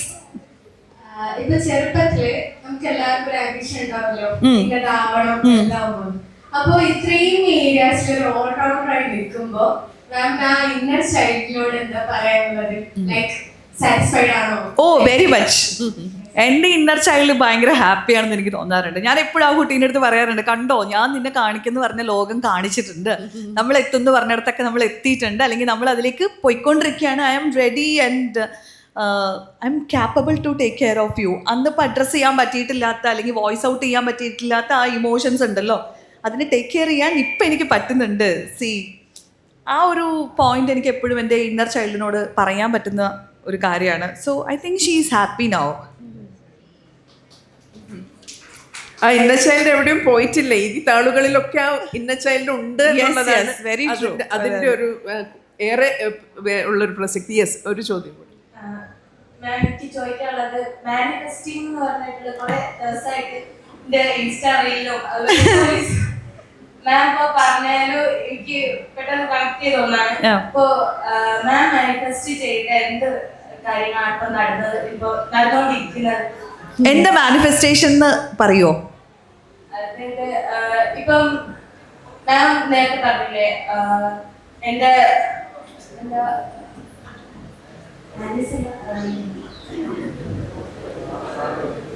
മാമിന്റെ നാട്ടിലേക്ക് മാം താമസിച്ച് പോകുമ്പോ അങ്ങനെയൊക്കെ നടന്നു വന്നില്ല. അതില് മാം ഇപ്പോ ഒരു ഓർഡറാണ്, അങ്ങനത്തെ കാര്യങ്ങളൊക്കെ മാം മാനിഫെസ്റ്റ് ചെയ്ത് അതുപോലെ എന്തെങ്കിലും വേറെ കാര്യങ്ങളുണ്ടോ? എനിക്ക് തോന്നുന്നത് എൻ്റെ ലൈഫിലുള്ള ഒട്ടുമിക്ക എല്ലാ കാര്യങ്ങളും ഞാൻ മാനിഫെസ്റ്റ് ചെയ്തിട്ടുള്ള കാര്യങ്ങളാണ്. ഈ മാനിഫെസ്റ്റ് ചെയ്യാന്ന് പറയുമ്പോൾ നമ്മൾ എവിടെയെങ്കിലും ഇരുന്നിട്ട് ഇങ്ങനെ മന്ത്രം ജപിച്ച് ഇതിനെ അട്രാക്ട് ചെയ്ത് വരുത്തുന്ന പരിപാടിയാണെന്ന് നിങ്ങൾ വിചാരിക്കുകയേ ചെയ്യരുത്. മാനിഫെസ്റ്റേഷൻ എന്ന് പറയുന്നത് നമ്മുടെ ബ്രെയിനിന് നമ്മൾ ക്ലിയർ ഇൻസ്ട്രക്ഷനും ക്ലാരിറ്റിയും കൊടുക്കുന്ന ഒരു പരിപാടിയാണ്. ഇതാണ് എനിക്ക് വേണ്ടത്. എനിക്ക് എൻ്റെ ചൈൽഡ്ഹുഡിലെ എക്സ്പീരിയൻസ് പറഞ്ഞില്ലേ, അന്ന് ആ കുട്ടി എന്താ വിഷ്വലൈസ് ചെയ്യുന്നത്, അന്ന് എനിക്ക് ഇങ്ങോട്ടേക്ക് വരുമ്പോൾ എനിക്ക് ഭയങ്കര പ്രൗഡായിട്ട് ഫീൽ ചെയ്യണം, എനിക്ക് ഭയങ്കര ഹാപ്പി ആയിട്ട് ഫീൽ ചെയ്യണം. ഞാൻ എൻ്റെ ഒരു ഫീലിങ്ങിനെ, ഞാൻ ആ വരുന്നൊരു വിഷ്വൽ, അതൊക്കെയാണ് ഞാൻ ആഗ്രഹിച്ചിട്ടുണ്ടായിരുന്നത്. അപ്പോൾ എൻ്റെ ബ്രെയിനിന് ഭയങ്കര ക്ലിയർ ആണ് ഒരു സമയത്ത് നമുക്കിങ്ങനെ വരണം എന്നുള്ളത്. ഇത് നമ്മൾ ഒരു സമയത്ത് ഫീഡ് ചെയ്യുന്നതാ, അല്ലാതെ ഇത് വേറെ മാജിക് ഒന്നും അല്ല. നിങ്ങൾക്ക് എന്താ വേണ്ടതെന്നുള്ളത് നമ്മൾ ബ്രെയിനിനോട് ക്ലിയർ ആയിട്ട് പറയുന്ന പരിപാടിയാണ്. സോ ദാറ്റ് നമ്മൾ പോലും അറിയാണ്ട് നമ്മുടെ സബ് കോൺഷ്യസ് പോലും ഇതിനുള്ള ഓപ്പർച്യൂണിറ്റീസ് അലൈൻ ചെയ്ത് തരും. അപ്പോൾ യൂണിവേഴ്സ് എല്ലാം എത്തിച്ചു തരുന്നു എന്ന് പറയുമ്പോൾ യൂണിവേഴ്സിനൊപ്പം ഇവിടെ പണിയെടുക്കുന്ന ഒരു സബ് കോൺഷ്യസ് മൈൻഡ് നമുക്കുണ്ട്. നമ്മുടെ ഓപ്പർച്യൂണിറ്റീസിനെ കുറച്ചും കൂടെ നമുക്ക് വിസിബിൾ ആയിട്ട് കാണിച്ചു തരും. നമ്മുടെ ഡ്രീംസുമായിട്ട് അലൈൻ ചെയ്യുന്ന കാര്യങ്ങൾ എവിടെയെങ്കിലുമൊക്കെ ഉണ്ടെന്നുണ്ടെങ്കിൽ ദാ എന്ന് നമ്മളെ ചൂണ്ടിക്കാണിച്ചു തരുന്നത് ഈ ഒരു ക്ലാരിറ്റി ഉണ്ടാകുമ്പോഴാണ്. അങ്ങനെയാണെന്നുണ്ടെങ്കിൽ മാനിഫെസ്റ്റേഷൻ ഭയങ്കര പവർഫുൾ ആയിട്ടുള്ള കാര്യമാണ്. മാനിഫെസ്റ്റേഷൻ്റെ മലയാളം എന്ന് പറയുന്നത് പ്രകടമാവുക എന്നുള്ളതാണ്. അപ്പോൾ നമ്മുടെ ഉള്ളിൽ ഒരിക്കലും ഉണ്ടായിരുന്നത് പ്രകടമായിട്ട് മുന്നിൽ കാണുന്ന ഒരു പരിപാടിയാണ് മാനിഫെസ്റ്റേഷൻ. അല്ലാതെ ഈ പറഞ്ഞ പോലെ നമ്മൾ 100 വട്ടം എഴുതിയത് കൊണ്ട് മാനിഫെസ്റ്റ് ആവുക, അല്ലെന്നുണ്ടെങ്കിൽ മറ്റേ എഴുതി വെച്ചിട്ട് ആ വെള്ളം എടുത്ത് കുടിച്ച് അങ്ങനെ റിച്വൽസ് ചെയ്തിട്ട് മാനിഫെസ്റ്റ്, ഇതിലൊക്കെ എന്താ ആക്ച്വലി സംഭവിക്കുന്നതെന്ന് പറഞ്ഞാൽ നമ്മുടെ ഇന്നർ സെൽഫിൽ നമ്മൾ വിശ്വസിക്കുകയാണ് ഞാനിതിങ്ങനെ ചെയ്തത് കൊണ്ട് ഇത് നടക്കുമല്ലോ എന്നുള്ളത്. അപ്പോൾ വിശ്വാസത്തിനെ ഊട്ടി ഉറപ്പിക്കാൻ ഇതൊക്കെ ഹെൽപ്പ് ചെയ്യും എന്നുള്ളത് ആണ് ആക്ച്വലി മനസ്സിലാക്കേണ്ടത്. അല്ലാതെ ഇത് ചെയ്തത് കൊണ്ടല്ല മാനിഫെസ്റ്റ് ആവുന്നത്, ഇത് ചെയ്തപ്പോൾ നിങ്ങളത് നടക്കുമെന്ന് വിശ്വസിച്ചത് കൊണ്ടാണ് മാനിഫെസ്റ്റ് ആവുന്നത്. അപ്പോൾ there is A science behind it. അത് മനസ്സിലാക്കിയിട്ട് വേണം ഇങ്ങനെയുള്ള കാര്യങ്ങളൊക്കെ ചെയ്യാൻ. അല്ലാതെ ബ്ലൈൻഡ് ആയിട്ട് ഇത് ഞാൻ ആഗ്രഹിച്ചു അതുകൊണ്ട് അങ്ങനെ എന്ന് വിചാരിക്കരുത്. ആൻഡ് മാനിഫെസ്റ്റേഷൻ വർക്ക് ആവണമെന്നുണ്ടെങ്കിൽ ഏറ്റവും ഇമ്പോർട്ടൻ്റ് ആയിട്ട് ചെയ്യേണ്ട ഒരു കാര്യം ആക്ഷൻ എടുക്കുക എന്നുള്ളതാണ്. അല്ലാണ്ട് ആക്ട് ചെയ്യാണ്ട് വെറുതെ ഇരുന്നിട്ട് ഞാൻ മാനിഫെസ്റ്റ് ചെയ്തിട്ടുണ്ട് ഇത് ഇത്ര കാലം കഴിയുമ്പോൾ നടന്നോളൂ എന്ന് വിചാരിച്ചാൽ യു ഹാവ് ടു കോൺസ്റ്റൻ്റ്ലി, നമുക്കിപ്പോൾ ക്ലാരിറ്റി ഒന്നും ഉണ്ടാവില്ല ഈ ചെയ്യുന്നതൊക്കെ അതിലേക്ക് കോൺട്രിബ്യൂട്ട് ചെയ്യുന്നു, പക്ഷേ you have to keep on doing, keep on trying. അത് ഭയങ്കര ഇമ്പോർട്ടൻ്റ് ആണ്. ആൻഡ് ഇത്രയും കുട്ടികൾ ഒരുമിച്ചുള്ളത് കൊണ്ട് ഞാൻ പറയാം, ഞാൻ കഴിഞ്ഞ ദിവസത്തെ ഒരു എക്സാമ്പിൾ പറഞ്ഞാൽ, കഴിഞ്ഞ ദിവസം കുറച്ച് പയ്യന്മാരെ ഒരു ഇവൻറ്റിൽ വെച്ച് കണ്ടു. അപ്പോൾ അവരെൻ്റെ അടുത്ത് വന്നിട്ട് പറഞ്ഞു, ഞങ്ങൾക്ക് ലൈഫിൽ സക്സസ് ആവാനുള്ള എന്തെങ്കിലും ഒരു കാര്യം പറഞ്ഞു തരുമോ എന്ന് ചോദിച്ചു. അപ്പോൾ ഞാൻ പറഞ്ഞു, എടാ ലൈഫിന് അങ്ങനെ ഭയങ്കര ഇങ്ങനത്തെ സക്സസ് ഡെഫിനിഷൻസ് ഒന്നുമില്ല, എനിക്ക് അങ്ങനെ പറയാൻ അറിയില്ല, പക്ഷെ നിനക്ക് എന്താവണ്ടേന്ന് ചോദിച്ചു. ദെൻ ഹീ സെഡ്, എനിക്ക് ലൈഫിൽ എന്തെങ്കിലുമൊക്കെ ആവണം മാം. ചോദിച്ചു, എന്തെങ്കിലും എന്നൊക്കെ വെച്ച് പറഞ്ഞു, എന്തെങ്കിലും എന്ന് വെച്ചാൽ എന്താ? അങ്ങനെയല്ല, നമ്മൾ പറയില്ലേ എനിക്ക് എന്തെങ്കിലുമൊക്കെ ആവണം. ഞാൻ പറഞ്ഞു, നീ എന്തെങ്കിലും എന്നുള്ളത് ആദ്യം പോയി ഡിഫൈൻ ചെയ്തിട്ട് വാ. എന്താവണം, എനിക്ക് ലൈഫിൽ എവിടെ എത്തണം, അതിപ്പോൾ എന്ത് കരിയർ ചൂസ് ചെയ്യണം എന്നുള്ളത് മാത്രമല്ല, എനിക്ക് എങ്ങനെ സക്സസ്ഫുൾ ആവണം, എനിക്ക് എങ്ങനെ പൈസ ഉള്ള ഒരാളാവണം, എനിക്ക് എങ്ങനെ സമാധാനമുള്ള, എനിക്ക് എങ്ങനെ സന്തോഷം ഉണ്ടാവണം, അങ്ങനെ എന്താവണം എന്നുള്ളതിനൊരു ക്ലാരിറ്റി ഉണ്ടല്ലോ, ആ ഡെഫിനിഷൻ ഉണ്ടാക്കുക എന്നുള്ളത് ഭയങ്കര ഇമ്പോർട്ടൻ്റ്. അല്ലാതെ എനിക്ക് എന്തെങ്കിലും ഇങ്ങനെയുള്ള വാക്കുകളൊക്കെ ഉണ്ടെന്നുണ്ടെങ്കിൽ അതിനെ ഇപ്പോഴേ ഡിക്ഷണറിയിൽ നിന്ന് പതുക്കെ മാറ്റിയിട്ട് ആ ക്ലാരിറ്റി കൊടുക്കേണ്ടത് വളരെ ഇമ്പോർട്ടൻ്റ് ആണ്. I think that's a brilliant and a very mature way of looking at it. ഒരു കയ്യടി തീർച്ചയായും അത് അർഹിക്കുന്നുണ്ട്. Thank you. അതിന് കൂട്ടെ ഞാൻ വായിക്കാം. ഇപ്പം ഞാൻ അശ്വതിയോട് പറയുന്നു, DC ബുക്സിൻ്റെ ആ ഗ്രൂപ്പിൽ ഇങ്ങനെ വന്നുകൊണ്ടേ ഇരിക്കുന്നുണ്ട് അശ്വതിയുടെ അടുത്ത ബുക്കിനെ. അപ്പോൾ അതിലുള്ള 2 വാക്കുകൾ എനിക്ക് ഇതായിട്ട് കൂട്ടി യോജിക്കാൻ പറ്റുന്നുണ്ട്. ഈ ഭൂമിയിൽ ഒന്നും നമ്മുടേത് മാത്രമല്ലല്ലോ, ഓർമ്മകൾ ഒഴിച്ച് ചില വിട്ടുകളയലുകൾ മുന്നോട്ടുള്ള വളർച്ചയ്ക്ക് എത്ര പ്രധാനമാണെന്നും, സ്വസ്ഥമാവാൻ ചിലത് വിട്ടുകളയുക തന്നെ വേണം, കാറ്റിലോ കടലിലോ മറവിയുടെ ആഴത്തിലോ. ഐ തിങ്ക് യു പറയാതെ പലതും പറയുന്നുണ്ട് ആ വരികളിൽ. യെസ്, നമ്മൾ മെമ്മറീസും അല്ലെങ്കിൽ നമ്മുടെ എക്സ്പീരിയൻസുകളും നമ്മൾ ഈ പറയുന്ന നമ്മുടെ ട്രോമാസും ഒക്കെയാണ് നമ്മളെ എപ്പോഴും വേ ഡൗൺ ചെയ്യുന്ന കാര്യങ്ങൾ. അപ്പോൾ മുന്നോട്ടേക്കുള്ള പോക്കിന് ഡിഫിക്കൽട്ട് ആവുന്നത് ഇത്തരം കാര്യങ്ങളാണെന്ന് തോന്നുകയാണെന്നുണ്ടെങ്കിൽ അതിനെ വിട്ട് കളഞ്ഞിട്ട് തന്നെ മുന്നോട്ടേക്ക് പോകണം. നിങ്ങളിപ്പോൾ നിങ്ങളുടെ ലൈഫിലാണെങ്കിലും നിങ്ങൾ ഇരിക്കുന്ന സ്പേസിലാണെങ്കിലും നിങ്ങളുടെ ഓർമ്മകളിലാണെങ്കിലും നിങ്ങളുടെ നാളെ നിങ്ങൾ എന്താവണമെന്ന് ആഗ്രഹിക്കുന്നോ ആ ആളാവാനുള്ളതിലേക്ക് കോൺട്രിബ്യൂട്ട് ചെയ്യാത്ത എന്തെങ്കിലും ഉണ്ടെന്നുണ്ടെങ്കിൽ അത് ഉപേക്ഷിക്കുക അല്ലെങ്കിൽ ചേഞ്ച് ചെയ്യുക എന്നുള്ളത് വളരെ ഇമ്പോർട്ടൻ്റാണ്.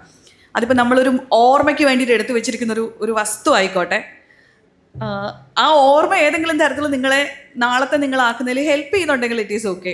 ഇതങ്ങനെയല്ല, ഇത് നിങ്ങളെ ഇമോഷണലി വീണ്ടും വീണ്ടും ആ ലൂപ്പിലേക്ക് പെടുത്തുന്ന ഒരു സംഭവമാണെന്നുണ്ടെങ്കിൽ you have to get rid of that. അത് ഭയങ്കര ഇമ്പോർട്ടൻ്റ് ആണ്.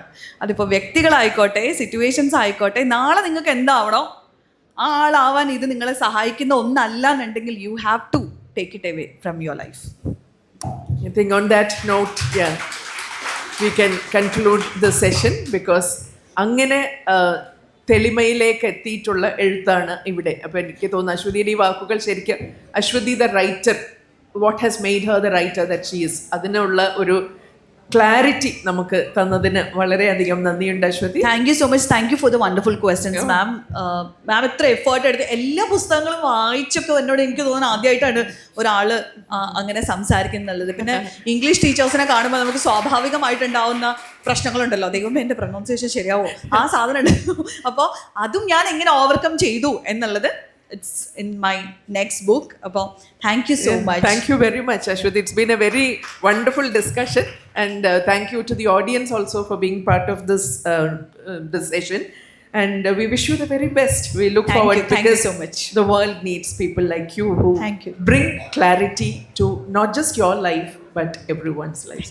May you keep becoming so that you become an icon for those who wish to become. Wish you all. Thank you so much.